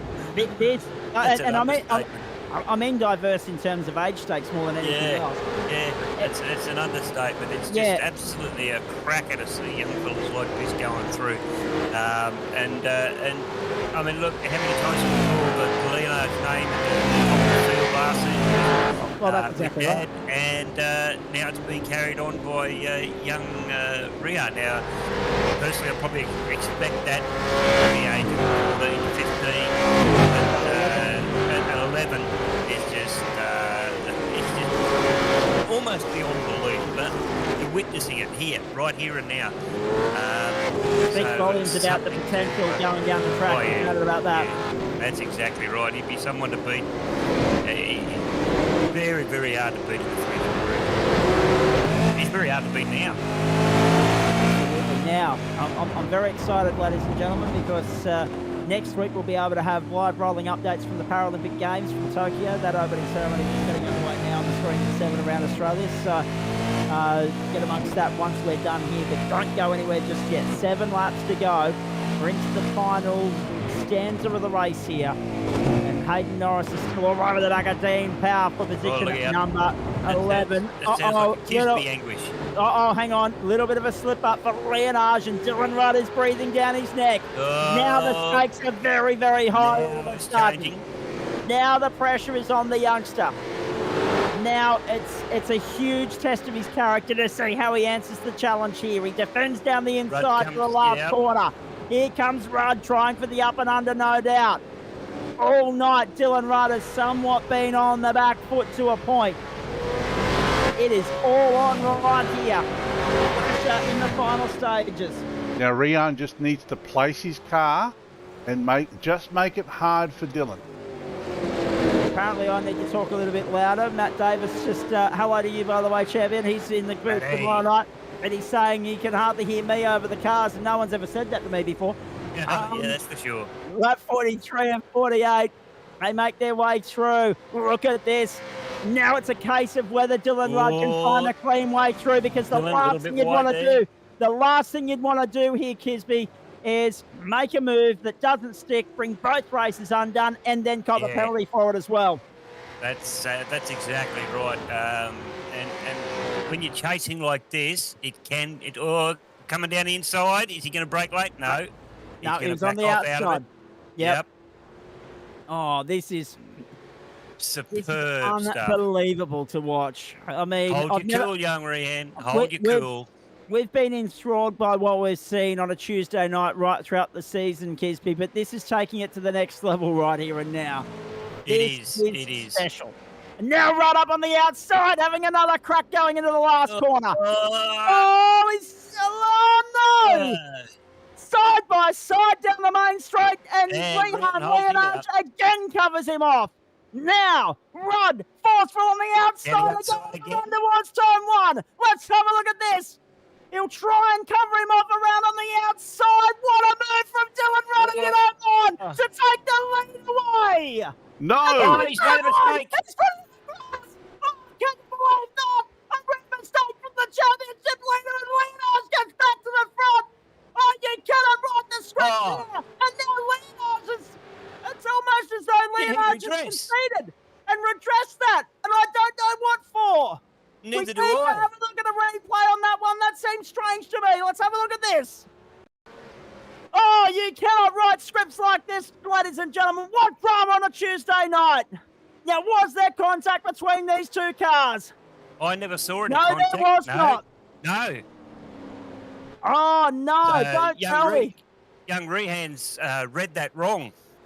Absolutely. But that's an experience for you. Absolutely. But that's what it is. Look at the gentleman's stuff. He thought he'd made a mistake. He thought he'd impeded, so he redressed. But now he's got to get out in front again. Oh, how's the heart rate, ladies and gentlemen? How's the blood pressure watching this? Dylan Rudd gets to the front. It's the biggest challenge we've had on the championship leader since Rainer Costello was in this series some 7-8 weeks ago. But unfortunately now, a rare mistake from Dylan Rudd. Rehan Leonage redresses. Rehan Leonage drops to second. But if it's a clean race for Rehan, and it won't be for Dylan, we know that because he'll have got it off track there. It won't be a clean race, I'm being told, for either of them. However, Rehan Leonage still has the advantage of having 5 points up his sleeve for qualifying for pole position. So if Rehan Leonage can maintain second position, yes, it's going to be disappointing not to see him convert the win and all that sort of stuff. But take nothing away from Dylan Rudd at this point in time, ladies and gentlemen. Let's be perfectly honest. Oh, he was trying so hard there. Oh, absolutely. But here's the thing, right? I didn't think he could hold it round that corner. No, I didn't think so either. But here's the thing. He didn't. Rehan will still win the round if he stays where he is because he's got those 5 bonus points from pole. So he'll win the round by 3 points. And now, unfortunately, Dylan Rudd is racking up an unassailable advantage. So Rehan's going to have real trouble catching him now with 3 laps to go because that margin is extended out to 1.8 seconds. That was, it was a bold move. It was brave. And it was the only time we've seen Rudd put a foot wrong on track this season. He copped a pit lane penalty in the first round. He even ran out of fuel at the end of the race in the second round. Yeah, I think his it was front on the right third hit the round. grass as he came into the corner, and then that turned him wide, which put him way off the track because he was back out to the grass. Unless, and I can't see how iRacing would have been telling young Rian that he'd made contact, because there was just absolutely no contact between the two of them at all. Unless he's made a mistake behind the wheel at his end, mate.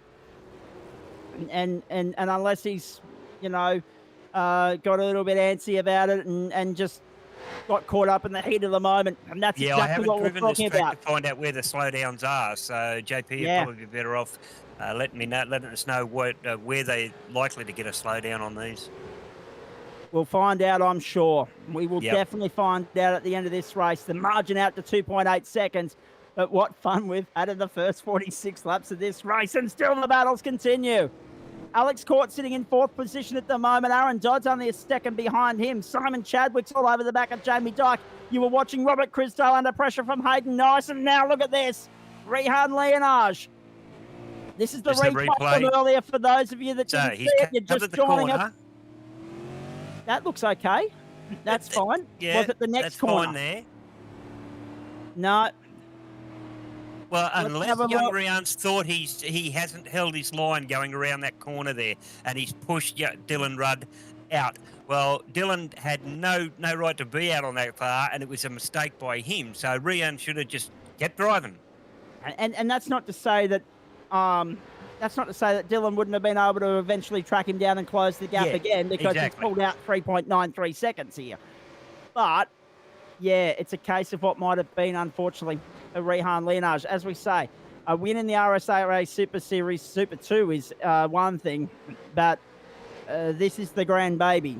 This is the elite of the RSRA Super Series up against one another, and he has well and truly held his own. There will be a lot of accolades and a lot of compliments thrown his way tonight, and he will be deserving of all of them. But this guy will be deserving of the accolades as well, because he's withstood the most pressure he's had in several weeks. He'll now be one lap from home and one lap from another race win. I think it'll be 4 on the trot for Dylan Rudd. These are some sort of numbers he is racking up here, and we've got 2 rounds left in this series. He can put one hand on the title next week and then wrap it up properly when we get to Mount Panorama. He can wrap it up in race 1 when we get to Bathurst, as he's on his way home.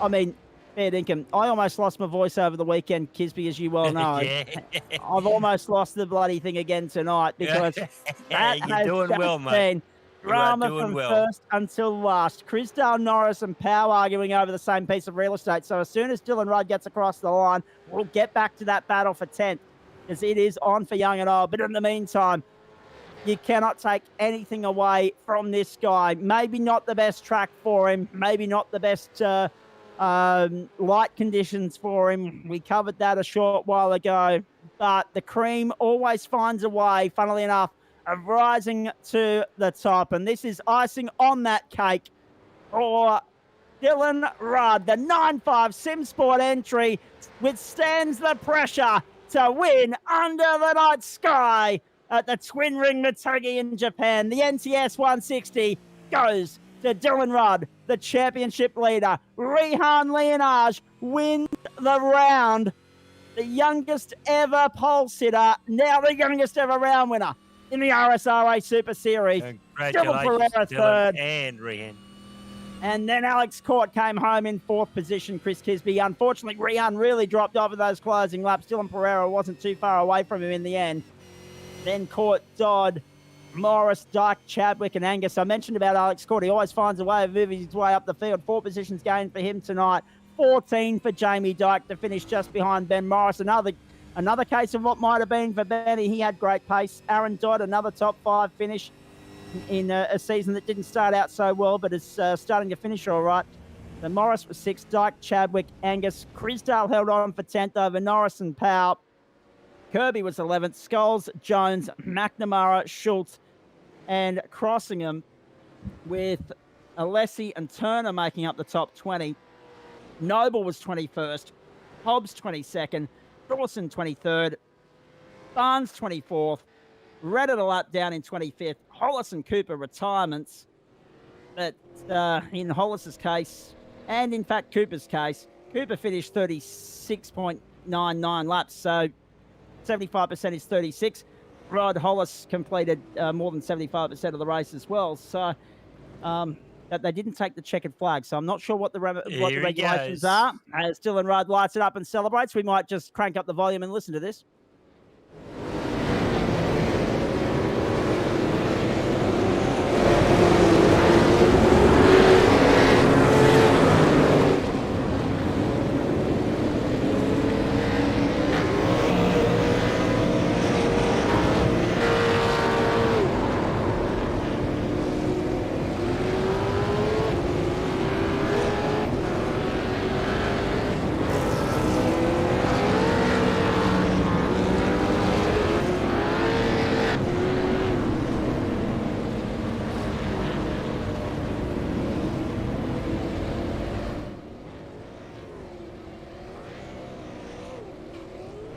Oh, that's the best celebration we've seen from Dylan Rudd this season. That's how much it means to him.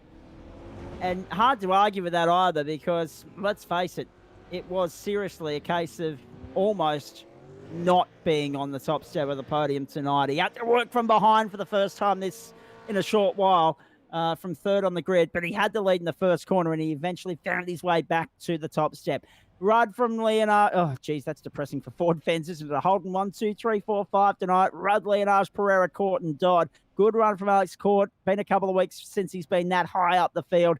Ben Morris was sixth again, 17 seconds off the race winner tonight. And can I be perfectly honest here? We didn't have a safety car. He had a drive-through penalty. He could have damn well won the thing for Ford tonight. It was, again, just a little bit too aggressive on Sean McNamara, and that's all it cost him. Jamie Dykins for seventh. Simon Chadwick, Michael Angus, and Robert Crisdale made up the top 10. That's racing. Exactly. Hayden Norris was 11th, Dean Powell, then David Kirby, Matthew Scholes, then Cameron Jones. Again, a 7-3 split in favour of the Holdens in this bracket of the finishing order. Sean McNamara was 16th, Craig Schultz, Peter Crossingham, Dean Alessi, and Kai Turner. Then over the page, we had 24 cars on the lead lap.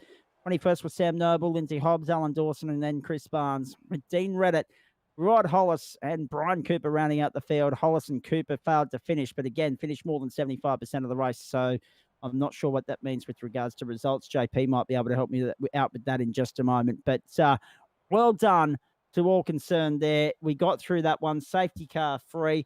Race time, incidentally, for those of you playing along at home, it's the longest race we've had in a couple of weeks in terms of time.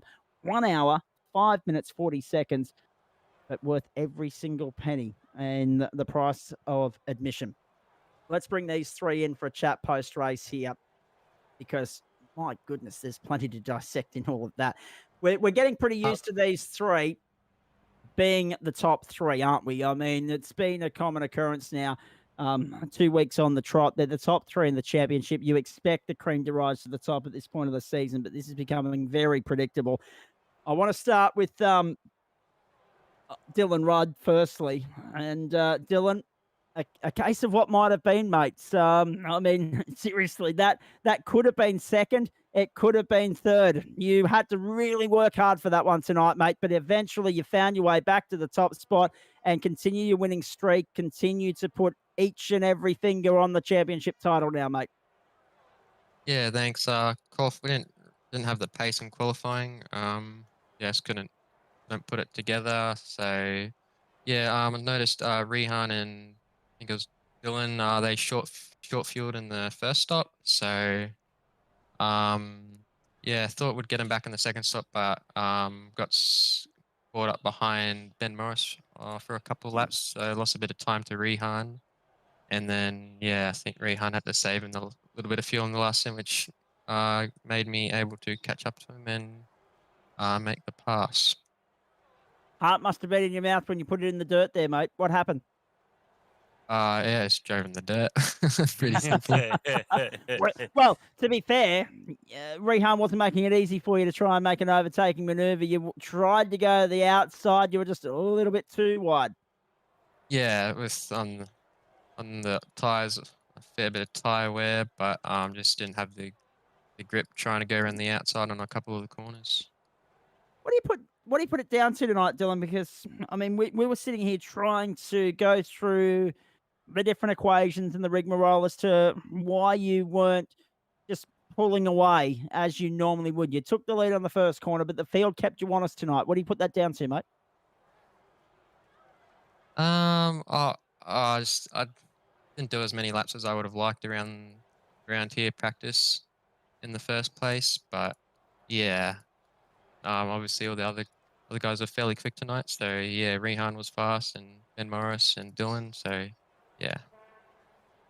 Excellent stuff, mate. Get your thoughts on a few other things in just a moment. Stick around, folks. We could be here for a while because we need to sing the praises of Rehan Leonage as we bring him in for the first time tonight. Young man, ladies and gentlemen, get your hands out and smash them together for this bloke. Rehan, extraordinary performance from you. So near yet so far, but another second place finish and one that you should be very, very proud of, mate. Talk us through your night, please. Oh yeah, it wasn't an easy. It wasn't an easy one. Yeah. It a little bit unlucky that we got filled a little bit too much in the second pit stop, so I had to save a bit of fuel, like quite a fair bit. So yeah, I made sure that I didn't make it easy on Dylan. But Billy in the end got me. But yeah, it was pretty decent. I actually did expect for him to pull away a bit at the start. I didn't expect for to somehow get up there. But yeah, and like Dylan said, I even didn't do many laps this week either. Yeah. Only did like 9 hours. Usually I do 13, 14. But yeah. Despite lockdown. Yeah, I think that I just got used to You still the got to do track school quite from home. easily. Yeah. So I got used to the track quite easily, so I just thought not overload myself. Seemed to be one of those ones that everyone got used to rather quickly. I'll be interested to get Dylan Pereira's thoughts on that one in just a moment. But Rehan, we're talking about three different things here, mate. We spoke about the start where you dropped from first to third, and you were pretty content to sit in there for the whole first stint. We noted, JP and I, on the broadcast that with a little bit more experience, and I mean, let's face it, he's 11, ladies and gentlemen. The experience is coming, and don't worry about that.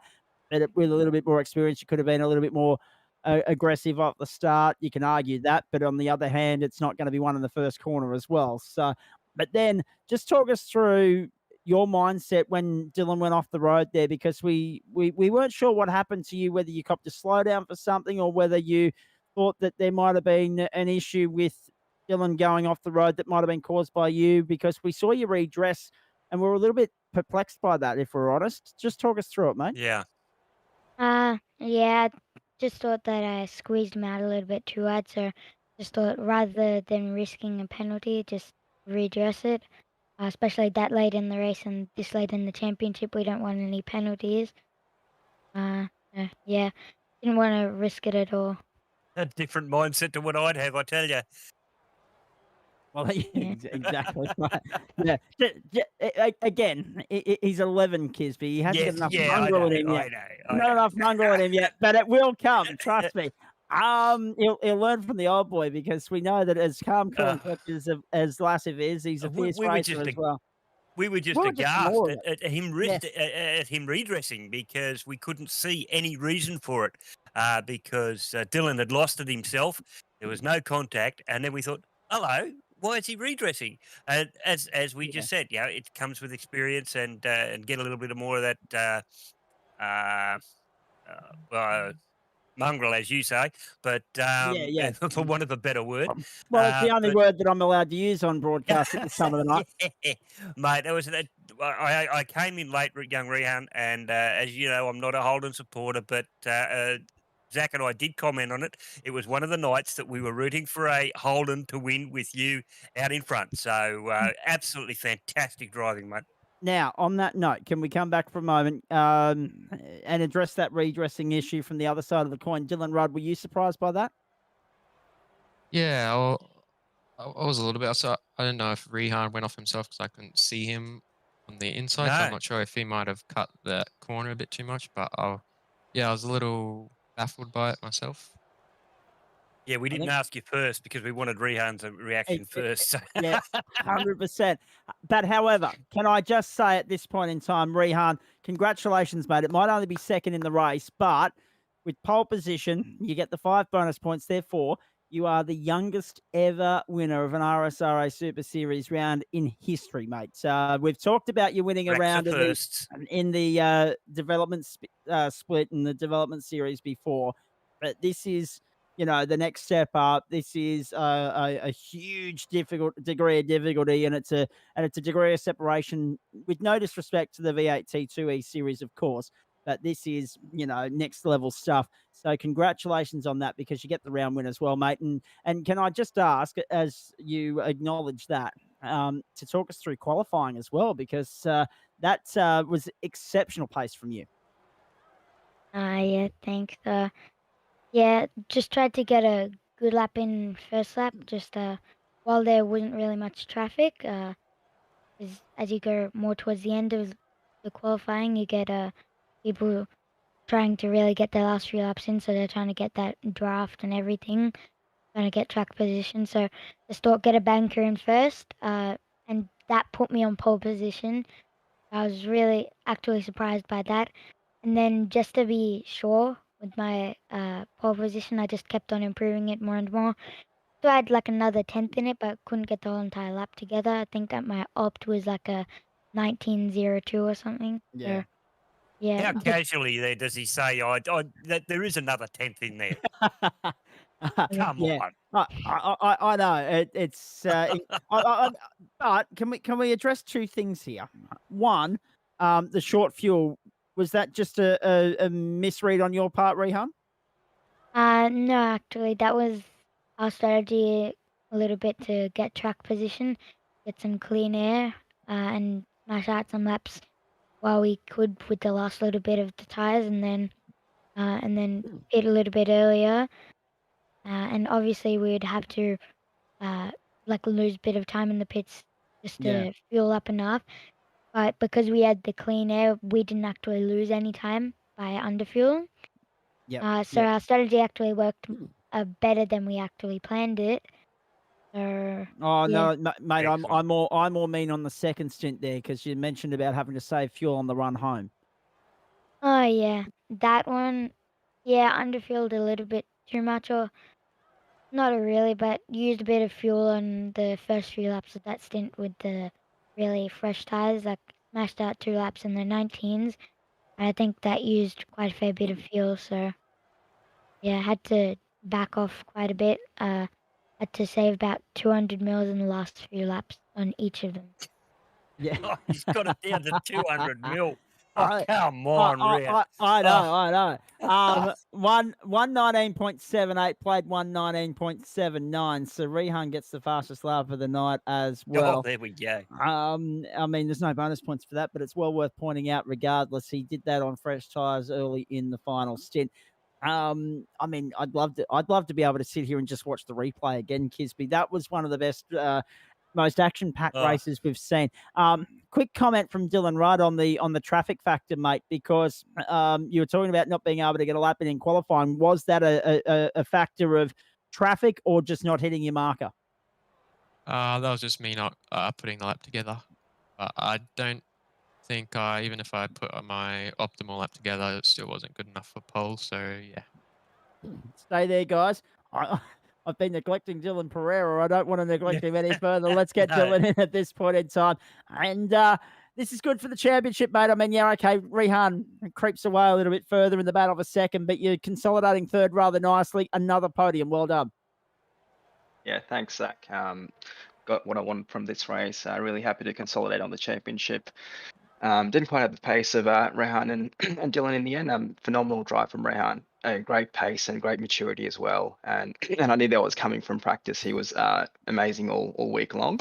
Yep. A bit of a error to lose the clean race bonus, and early on in the first stint tried to stay close behind Rehan and Ben Morris, and yeah, made a couple of errors and made it hard for myself. So it was fairly uneventful, but really hard to concentrate all race and making sure I didn't make any more errors.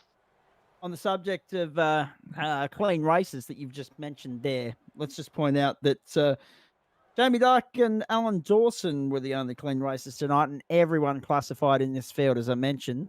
That 75% race distance. The two guys that didn't take the checkered flag had completed 75% of the race, so they will be classified. So all 27 home tonight. We'll have the championship points for you very shortly, but in the meantime, back to Dylan Pereira. How do you find the intensity of all of that? Yeah, it was really interesting actually because this was a bit of a different week in that we didn't have officials aligning with RSRA, so it was a bit of an unknown as to what everyone's paces were. So it was interesting to see where everyone was tonight, and we had a bit of confidence that Laz would generate a pretty awesome setup. So we had confidence coming into qualifying, and then we were pretty happy to see that our pace was good. And then that was why we short fueled in the second stint to try and get some clean air and let that pace come out. And in the end, you're only 0.2 of a second away from Rehan on the run to the checkered flag there. So, I mean, his need to fuel save in those closing laps really helped you out. But at the end, you three guys, Leonard Pereira caught 2, 3, 4. Good run from Alex tonight. Just held off Aaron Dodd in the battle for the minor placings in the top 5 there. Just repeating, Ben Morris was 6, Jamie Dyke, Simon Chadwick, Michael Angus, and Robert Christale made up the top 10 there. Rehan, let me bring you back in at this point in time. You seem content to follow Ben Morris around in that first stint. Was that tactical, or was that again a case of the race isn't going to be won in the first stint? It was a little bit of both, especially because I knew that I actually had a lot to lose. I did make a bit of a mistake, so I just thought, just try to put some pressure on him, try to make a mistake on his own. But if it didn't work, we'd just get him in the pits, and that worked. And then bad luck for him, unlucky getting a penalty. But yeah, we all learn from these mistakes, and it was kind of tactical to stay behind him. But yeah, we saved quite a fair bit of fuel, so we actually were able to underfuel a bit more than we could have. Yep. So yeah. And no surprises that you guys all took on your fresh tyres in the second stop from what we could make of all of that as well. Dylan Pereira, bring you back into the conversation. It was interesting what you said there about not knowing what was awaiting you, given that it didn't line up with officials.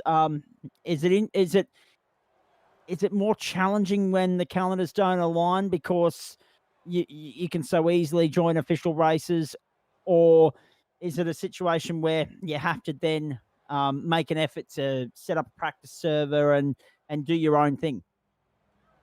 Yeah, it definitely adds an element of challenge in that we don't get to practice racecraft as much. There was some opportunities to join in on some servers that others had created, but we thought we'll keep our cards close to our chest. So we just had a small practice race ourselves, practice a couple of stints. But yeah, it does make it challenging in terms of the racecraft side of things and knowing where to overtake, etc. But we felt with this track, the overtaking opportunities weren't that great. And we just wanted to focus on qualifying pace and getting our car up front. Oh, actually, there's another one. Overtaking opportunities. Rehan and Dylan, I'll bring you back into this. I mean, Dylan, we know how much of a hassle you had finding your way around. Rehan, I mean, we can put that down to Rehan's pace for one, but two, Dylan's hit the nail on the head. Overtaking opportunities weren't easy to execute tonight. No, kind of track in the braking market. I know. Struggling in a few spots, but yeah, definitely it's not the easiest track to overtake. Some corners off cambered, no one downhill. So if you overshoot a little bit, you're going off the track. So Rehan with a little bit of blocking definitely make it easy. So yeah. No, that's exactly right. And as for you, young Rehan, what do you make of? I mean, to be fair, it didn't look like you executed too many overtaking opportunities on the circuit tonight.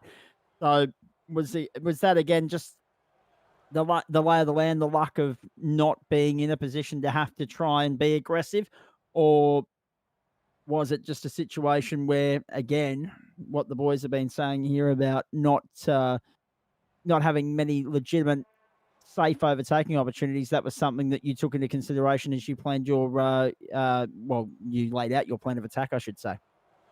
It was a little bit of both. Yeah, especially because there weren't any easy overtaking opportunities. Like if there was a late apex corner, that was kind of the only line that you could take. And if you tried to go early in, try to make that move, then you're just holding yourselves up big time. So just thought rather leave it to the pits and the pit strategy and for them to make mistakes, because it's definitely harder than it looks to make a passing move on this kind of track. Even though it looks quite wide, not very easy. Folks, I hope you're enjoying the trackside shots of Twin Ring Motegi after dark, because we've got that for another half hour because the server is still up for another half hour. So how good's that? Enjoy it because we're going to sit here and enjoy the conversation with Rehan Leonage, with Dylan Rudd and Dylan Pereira a little bit longer here. Dylan, I mean, for the most part, it was a little bit hard to find someone to race with for you tonight, especially in that third stint. But do you work better when you've got someone to race, or do you work better on your own when you're just, concentrating on staying consistent, keeping it on the black stuff, getting it home? Yeah, usually I do like following closely, like last race at Imola. I found that really worked well, following Rehan quite closely. This track, yeah, as Dylan Rudd was saying, it's quite easy to get a brake mark at just a meter long, and that means you run a bit wide. If you lose that that drag, then it's quite hard to follow as well. So that's what happened to me in the first stint. Made an error, got that off track, lost a couple of seconds, and then I actually had to push the pace to try and catch up back to Rehan. So I used a bit more fuel, used a bit more tires. So so I made it a fairly lonely race for me after that. And then with a short fueling strategy in the first pit stop, again, too keen. First corner out on the outlap, ran wide, lost a bit more time, so kind of undoes all the efforts with putting good laps together, but still just tried to focus on what's in front of me, which is trying to hit apex after apex and not lose any more ground. Indeed. And bringing Dylan Rudd back into the equation, we were looking at it. I mean, obviously, as you said, it was a couple of different factors for you tonight. But had push come to shove, and you weren't able to get by Rehan, you weren't able to get back to the lead. Would it have been a case for you of just consolidating and thinking about the bigger picture, given the advantage you enjoy at the top of the championship at the moment? Yeah, P2s. Overall, it was still a good result. So yeah, it was. I couldn't got the move done. Happy with. And well, I mean, to be fair, this is the first time in a few weeks where we're seeing Dylan's championship lead chipped into. Rehan takes 3 points out of him tonight because, well, as I say, he wins the round by virtue of the fact that he gets those 5 bonus points for qualifying. But Chris Kisby at this point in time, actually, we'll come back to Kisby because he's no, he's there. Okay, good. Sorry, mate. A big cough coming. No, yeah, copy that. We've all been there. When you've got 135 up your sleeve, that 3 going back to 132 with the points matrix the way it is, Dylan's consistency the way it is, that's not going to make a huge difference come Mount Panorama, I wouldn't think. No, I wouldn't think so. With the state of the drivers at the moment, and as you say, I've missed the last couple of weeks, but Dylan. Two Dylans and Rian have been up the top there from what I can believe, and it's just going to make minor changes. But they're still bragging rights for the track, so that's the way it's got to go. Very shortly, we'll get these 2 guys to give us their thoughts, or these 3 guys, I should say, give us their thoughts. 2 Dylans and a Rehan as well. Sorry, folks. 2 Dylans and a Rian. Yeah. That sounds like a sitcom name, doesn't it? It does, doesn't They're going to give us their thoughts on Phillip Island, which is the next stop, and a bit more familiar territory for these cars. Looking forward to that. Just going back through the intensity of that race, Rehan, as I bring you back in, and the reason why we're able to keep Rehan here a little bit longer, ladies and gentlemen, is while he might not have got a lot of time to get on the sim this week because of homeschooling and everything else. The great thing about homeschooling, he doesn't have a bedtime at the moment during lockdown. So, I mean, 6 of one, half dozen of the other, glass half full type stuff. But Rehan, the intensity of that race, talk me through just the intensity and how you handled that, but also how you handled the pressure mounting in the closing stages, and how you kept your nerves and your excitement and your energy under control when you were leading that race with 10 laps to go. In fact, I didn't keep that under control. I thought I made the comment, Rehan, that Dad would be sitting there saying, "Calm down, mate. Come on, just drive. Forget about the guys behind you, and just drive the same way." Is that what Dad was doing in the background, and you were getting a bit excited? Pretty much, yeah. Yes, there you go. Actually, I was going to say, can I ask a follow-up question on that, Rehan? Who was more excited, you or the old boy? Yeah. Oh, definitely me. I was overexcited, actually. But I mean, second, sure, it's second in the race, but it's the round win. It's the pole position. You've had a very good night out at the office. Your best of the season. It just lights the fire in the belly now to come back and go one better next week. Yeah. Yeah. Cool. Oh, he says that so casually, doesn't he? He does, absolutely. I can't wait till the end of the year, and I hope it comes to fruition. I'd love to see father and son combine for the Bathurst 1000. I think that would be absolutely fantastic. And if not, I mean, having two Leonages on the grid in one way, shape, or form. Holy moly! Although, is this a case of needing another sim rig for that to occur, Rehan, or has Dad got a spare one on the way for you? What's this for? So when we get to the Bathurst 1000, mate, and we get Laz come back to the grid to have another crack. Do you guys have two sim rigs there, or will you be sharing? Oh, we've got two sim rigs. Oh, you've got two. Well, you're already there you go. So there you go, Kisby. We've got two options there, haven't we? When we get to the Bathurst 1000, because they can connect and team up from the same house, or they can be a double threat by being with Leonage with Alex Court, Laz, that is, as they were last year, and Rehan with one of the other gun drivers in the stable, maybe Dylan Pereira.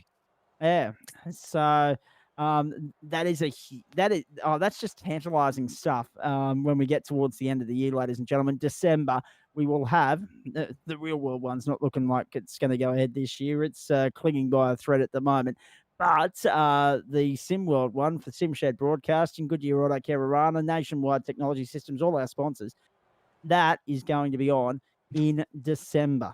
It'll be a hot summer day. The best thing to do is sit under the fan, crack open the coldie, have the esky parked by the couch as you normally would for the real thing, and watch these guys go to work. Because if what they can produce over 48 laps at Twin Ring Motegi is matched by what they can do over 161 laps on Mount Panorama, this commentator will be voiceless by the end of 6 hours. And it was a neat 6 hours.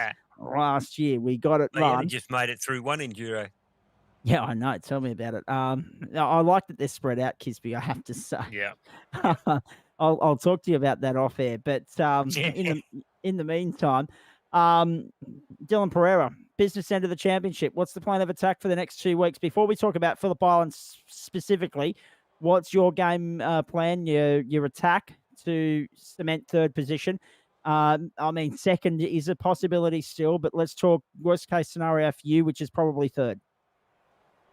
Yeah, much the same as the last few races. Try and keep the car up the front, try and stay out of trouble, pick my battles as well, being mindful of who's around me in the championship. Next race is a bit of a tricky one for me because I actually haven't driven Phillip Island, so I've got a bit of catching up to do. So I think I'll have to spend a bit more time to learn the track and get my pace there. So that's a big focus for me with this championship is getting my pace up for Phillip Island. What, an Aussie that hasn't driven Phillip Island? I know, it's a shame. It's almost it's almost as bad as an Aussie that hasn't driven Bathurst. Yeah, I was embarrassed to admit that. I was going to say it's almost on Australia. No. Let's bring Dylan Rudd in at this point in time. Let's just wind back to lap 1 of 48 tonight, mate. A gun start from you, an absolute blinder. Sure, qualifying didn't go to plan, but you couldn't have got the start any better if you tried. Yeah, got a good launch. I think Rihan, he might have had the worst out of the top 3, and then it was 3 wide into turn 1. Ben Morris went a bit deep, and I got the switch back on him, and led from there on the first in. Indeed, and Rihan again. It was a case of you're a little bit too kind to the peers around you going into turn 1 there. Benny Morris and Dylan, they just swooped on you. Oh yeah, I didn't really want to be too aggressive, because again, only after this round, 2 more rounds to go, and on track for a 2nd place. That'll be amazing. Go on, Rihan. Tell him. Yeah. You don't win the race on the first lap, do you? Go on. Tell Zach that. You can either lose the race in the first corner, but you definitely exactly can't right. win it. That's exactly right. And as Kisby will attest, we've seen people do exactly that already this season, lose the race on the first corner. No one did it tonight. I've already done it this season. Don't worry about that. I was going to say, I wasn't going to bring you into it, but since you did, yes.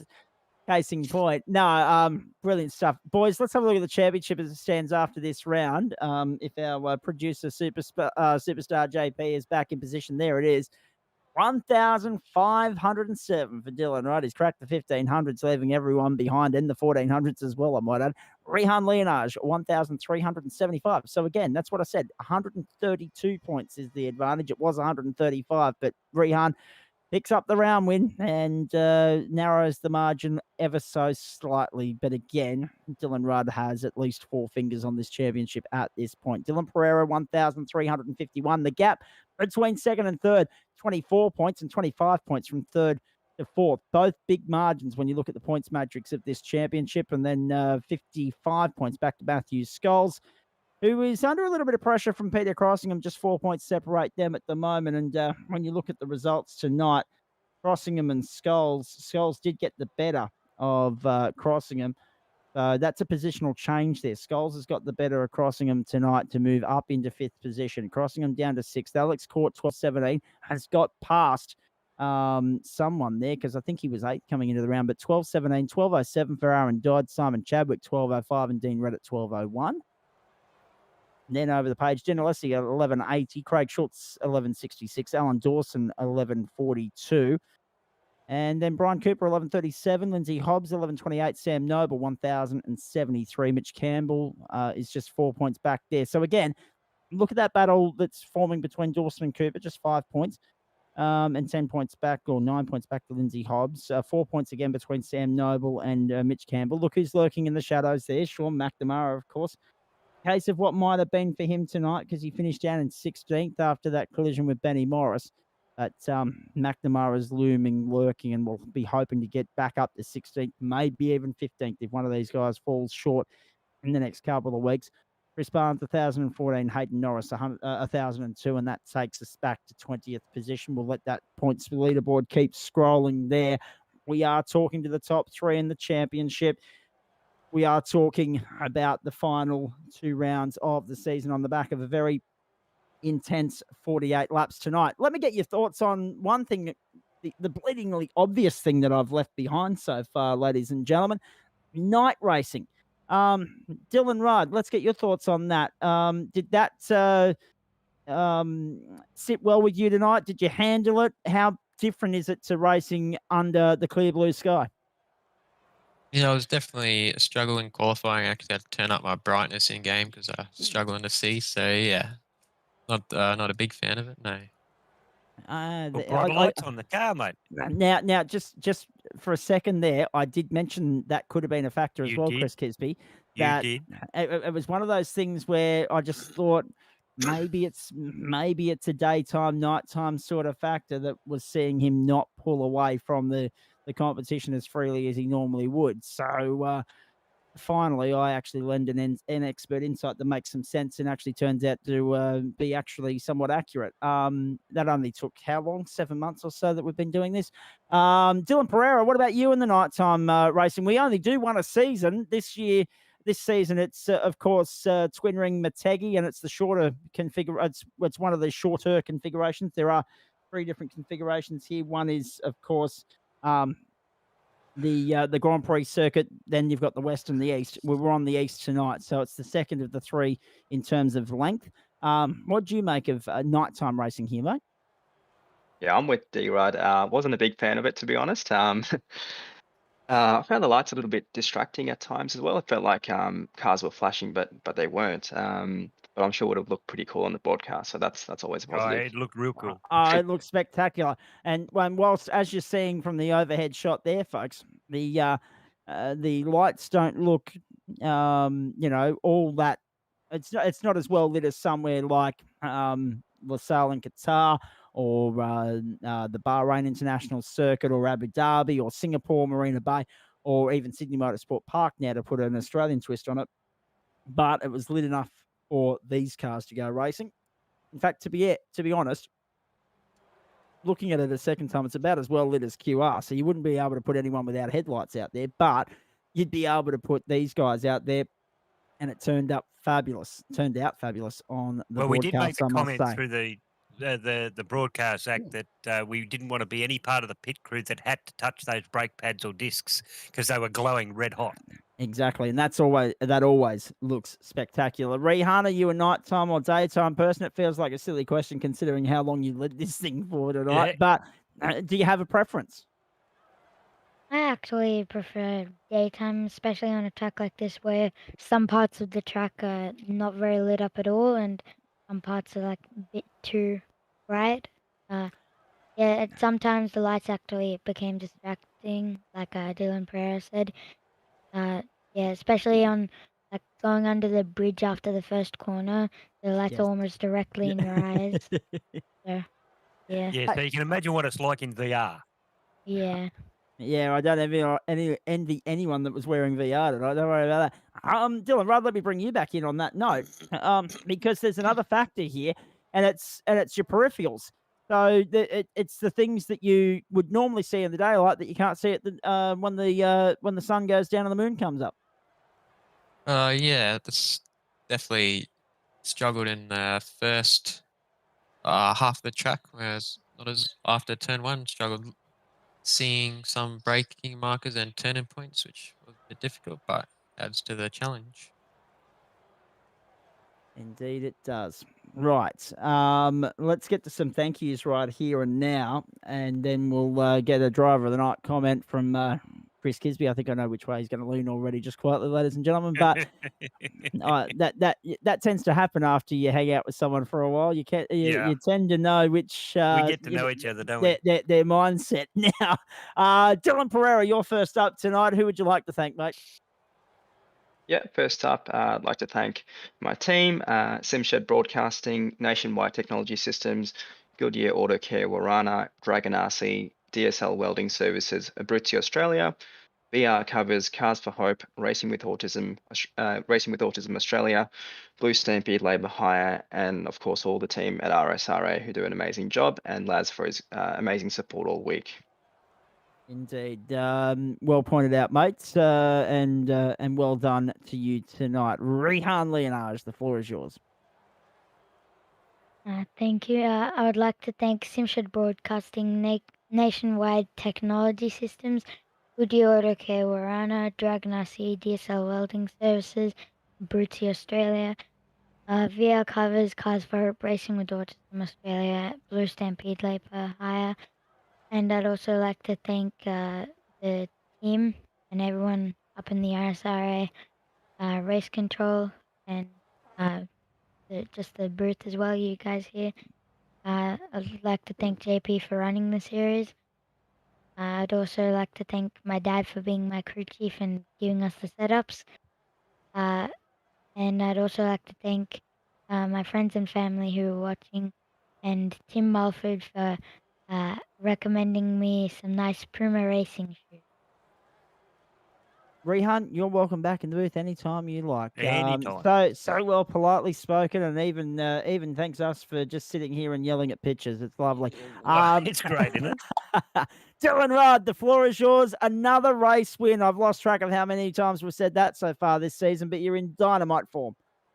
Yeah, thanks. Just congrats to Dylan Pereira and Rehan on a good race tonight. Thanks to my team, 95 Sim Sport, and our sponsors, SRT Australia, Racecraft Simulations, iClean Solar, Ipswich and Brisbane, Boss Surveillance Systems, Bauer Media, Racing Years Custom Ear Protection, 80 3D Printing Services, Cutting Edge Tracks, and RSW Graphics. Very well done. And from a SimShed broadcasting standpoint, I better, pay the bills here as well and say a big thanks to Nationwide Technology Systems, of course, naming right sponsor at the round.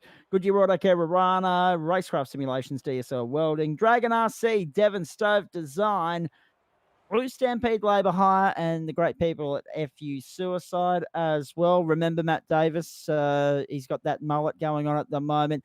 It's all for a good cause with regards to everything that the people at FU Suicide are all about. Donate to it, and it's a good cause. Get behind it.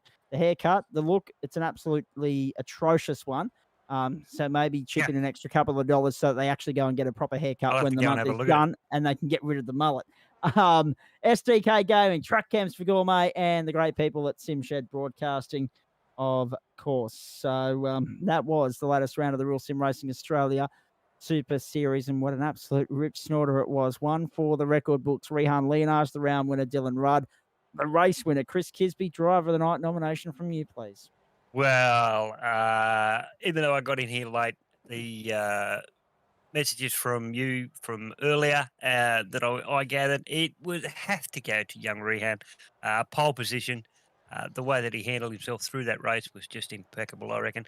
So, young Rehan, you get my vote for driver of the night. Thank you. Rehan, well done. I'll second that as well. And I think JP, as we bring you back in, because the great man's been quiet for a little while, he hasn't been able to get a word in. I think you'd have to agree with that as well, mate. That was an awesome race, one of the best of the season. 100%, guys. It was a fantastic race. Matter of fact, this is the first race where we've had no retirements. Everybody that started the race actually finished the race. Good job, drivers. Absolutely. No, well done to all concerned. Fantastic stuff. Congratulations, one and all. Now, before we go, I want to come back to you, Chris Kisby, because we got talking about this at the start, but then all hell broke loose on the racetrack and we weren't able to come back to it, mate. We've been sending our regards out to you via the GSRC broadcast, via here as well. We've been thinking of you, mate. Things, of course, haven't been easy from a personal standpoint. Your dad, we know he's not been well. You were up here in Queensland looking after him back in April. Obviously, border restrictions and provincialism prevent that at the moment. But you have been taking a bit of family time in the last couple of weeks. Yes, mate. And as I said earlier, I'd like to thank everybody for the messages that they've sent through and the thoughts and things like that. Something that almost every family has to face with parents at a particular time. Not so much with my mum. She passed away very quickly. But Dad got sick again and was put into hospital. We've been struggling and, excuse me, sorting out a respite care for him. And hopefully he'll get used to that and then realise that he has to go into some sort of a care or things like that. So we've been trying to organise all that, and it does take time, to get them thinking the way that you want them, and you're not just going to put them away, but it really brings to you the forefront that it's something that every family or all kids have to face at some point in time. If things go the natural way. But a very big thank you to everybody that sent their thoughts and everything. I've really missed being in the broadcast booth and racing, so I haven't been doing any racing at all as well. So it's just taking a bit of time for the head to process things. And he seems settled and recovering from another lung and heart thing. So he takes a little bit of time to get over that. and he seems settled in the home that we provided. He likes it. He likes the people. So hopefully that gets him into a right frame of mind for some decisions that have got to be made in the not too distant future. But thank you to everybody that's been thinking about me. Yeah, absolutely, mate, and all the best to your dad as well, and the rest of the Kisby clan. We'll be staying in touch, mate, to keep updated on everything there. You don't get rid of me that easy, mate. No, exactly right, and we would and we wouldn't want to either. But look, I mean, it's funny, isn't it? You talk to some people about what happens when you get older. And my grandmother, who passed away 6 years ago now, she was adamant that she never wanted to go into one of those homes. Yeah. Unfortunately, when she had a stroke, that forced our hand, and we, because no one in the does. family would be able to. You don't want to do it, but you have to do it. And that's the point. That is the point. You got to try and get across to them, and you got to try and to all the parents out there. Sometimes we don't. We definitely don't want to do this. And we don't want to have to make this decision, but sometimes we have to sit there with the medical profession and say, well, you just cannot cope at home. And we have to make that transition as painless and seamless as possible for the people concerned, not only for our parents, but for ourselves as well, because like me and others, we feel guilty about having to make that or help make that decision. So it works both sides there, Zach. So it's all positive for the moment, and hopefully it'll stay that way for a little while longer. Fingers crossed, indeed. Yep, mate. Mate, thank you again. Appreciate you stopping by. Nice surprise to have you back in the booth tonight, and looking forward. Away, mate. Exactly right. Looking forward to more of the same. Of course, business end of the championship now, and I'll talk to you off air. Well done to Rehan Leonage on the round win, Dylan Rudd on the race win. We're done from the Twin Ring Motegi and the NTS 160. Let's have a look ahead on the platforms of SimShed Broadcasting. There's so much to look forward to tomorrow night. Oh, we didn't get Dean Reddit in for a chat to plug the RSRA Super 2E series, but Matty Davis, Dean Reddit in here tomorrow night to have a chat about all things RSRA Super 2 and steer you through round 10 of that championship. And I tell you what, the boys are going to have their work cut out for them if the 48 laps of that race are anything like the 48 laps of tonight's race, which was just intense from first until last, battles right through the field, all up until the checkered flag. Then on Saturday night, and we know that the intensity here is going to be a lot better than what it was last week as well, and probably the entry list as well, as unfortunately due to commitments in the real world. I'll be with you in a couple of weeks here for the Weekend Warrior Cup Car Racing Series, but I won't be with you on Saturday night. I think it'll be Billy Hickey in the anchor chair, steering you through everything from round 28. Talladega, the venue. We remember what happened last time we went there on Anzac Day Eve. It was a tearjerker. It was exactly. It was an awesome night out. And expect more fireworks from where that came from when we get there 7:20 on Saturday night next week. Actually, I didn't even ask these guys what the plan of attack was for Phillip Island, but we're out of time. However, just very quickly, Rehan. My fingers rolling again. Rehan, quick thoughts on Phillip Island, please, before we go. I forgot about that. We got talking about other things. It's not going to be easy. I don't really know the track that well. I know it fairly well, but I haven't done any laps on it in iRacing, let alone in the supercar. So, gonna have to put some more practice into it, but I used to play like motorbike games on my iPad, so I know the track. But just gotta get used to using the car on there as well. Dylan Pereira's already dobbed himself in that he hasn't done too many miles around there, so I won't worry about coming to you, mate, with all due respect. Dylan Rudd, what are your thoughts on next week and how much time and effort goes into preparing for that? Phillip Island, one of my best tracks, very fast around there, so looking forward to it. Yeah, I'm fast around there too, especially when I'm skating over the sand, heading for the water. Yes, straight through doing corner and all the way across to the outside of the Southern Loop. Yeah, exactly. Up to Penguin Beach. Yeah, exactly right. Kisby, thank you. Well done to the top three. Thanks, well done, Dylan Pereira, Rehan Leonage, and Dylan Rudd as well. JP, thanks to you for your effort and time in the commentary box as well throughout the course of the evening. We've had great fun. We hope you have as well. As I said, it's the only time this season where the real world clock actually syncs up nicely with the sim server. It did that tonight, given the 1 hour time difference between Australia and Japan. I don't know whenever we'll get to do that again, because neither Phillip Island or Mount Panorama have lights, but somewhere down the track, if they do, prime time under the lights, that'd be a heck of a lot of fun. On behalf of the entire crew here, that wraps up round 10 of the RSRA Super Series. Dylan Rudd, too good in the end, but Rehan Leonage wins the round, youngest ever round winner and pole sitter in the RSRA Super Series. You've been part of an historic night here on the platforms of SimShed Broadcasting and RSRA Australia. It gives me great joy to tell you there's plenty more where that came from tomorrow night with round 10 of the RSRA Super 2E Series. And then, of course, you've got Weekend Warriors Cup car racing on Saturday night before we're back to do it all again. The final sixth of the season. We're done with the flyaway rounds. We're on home turf for the next 2 weeks.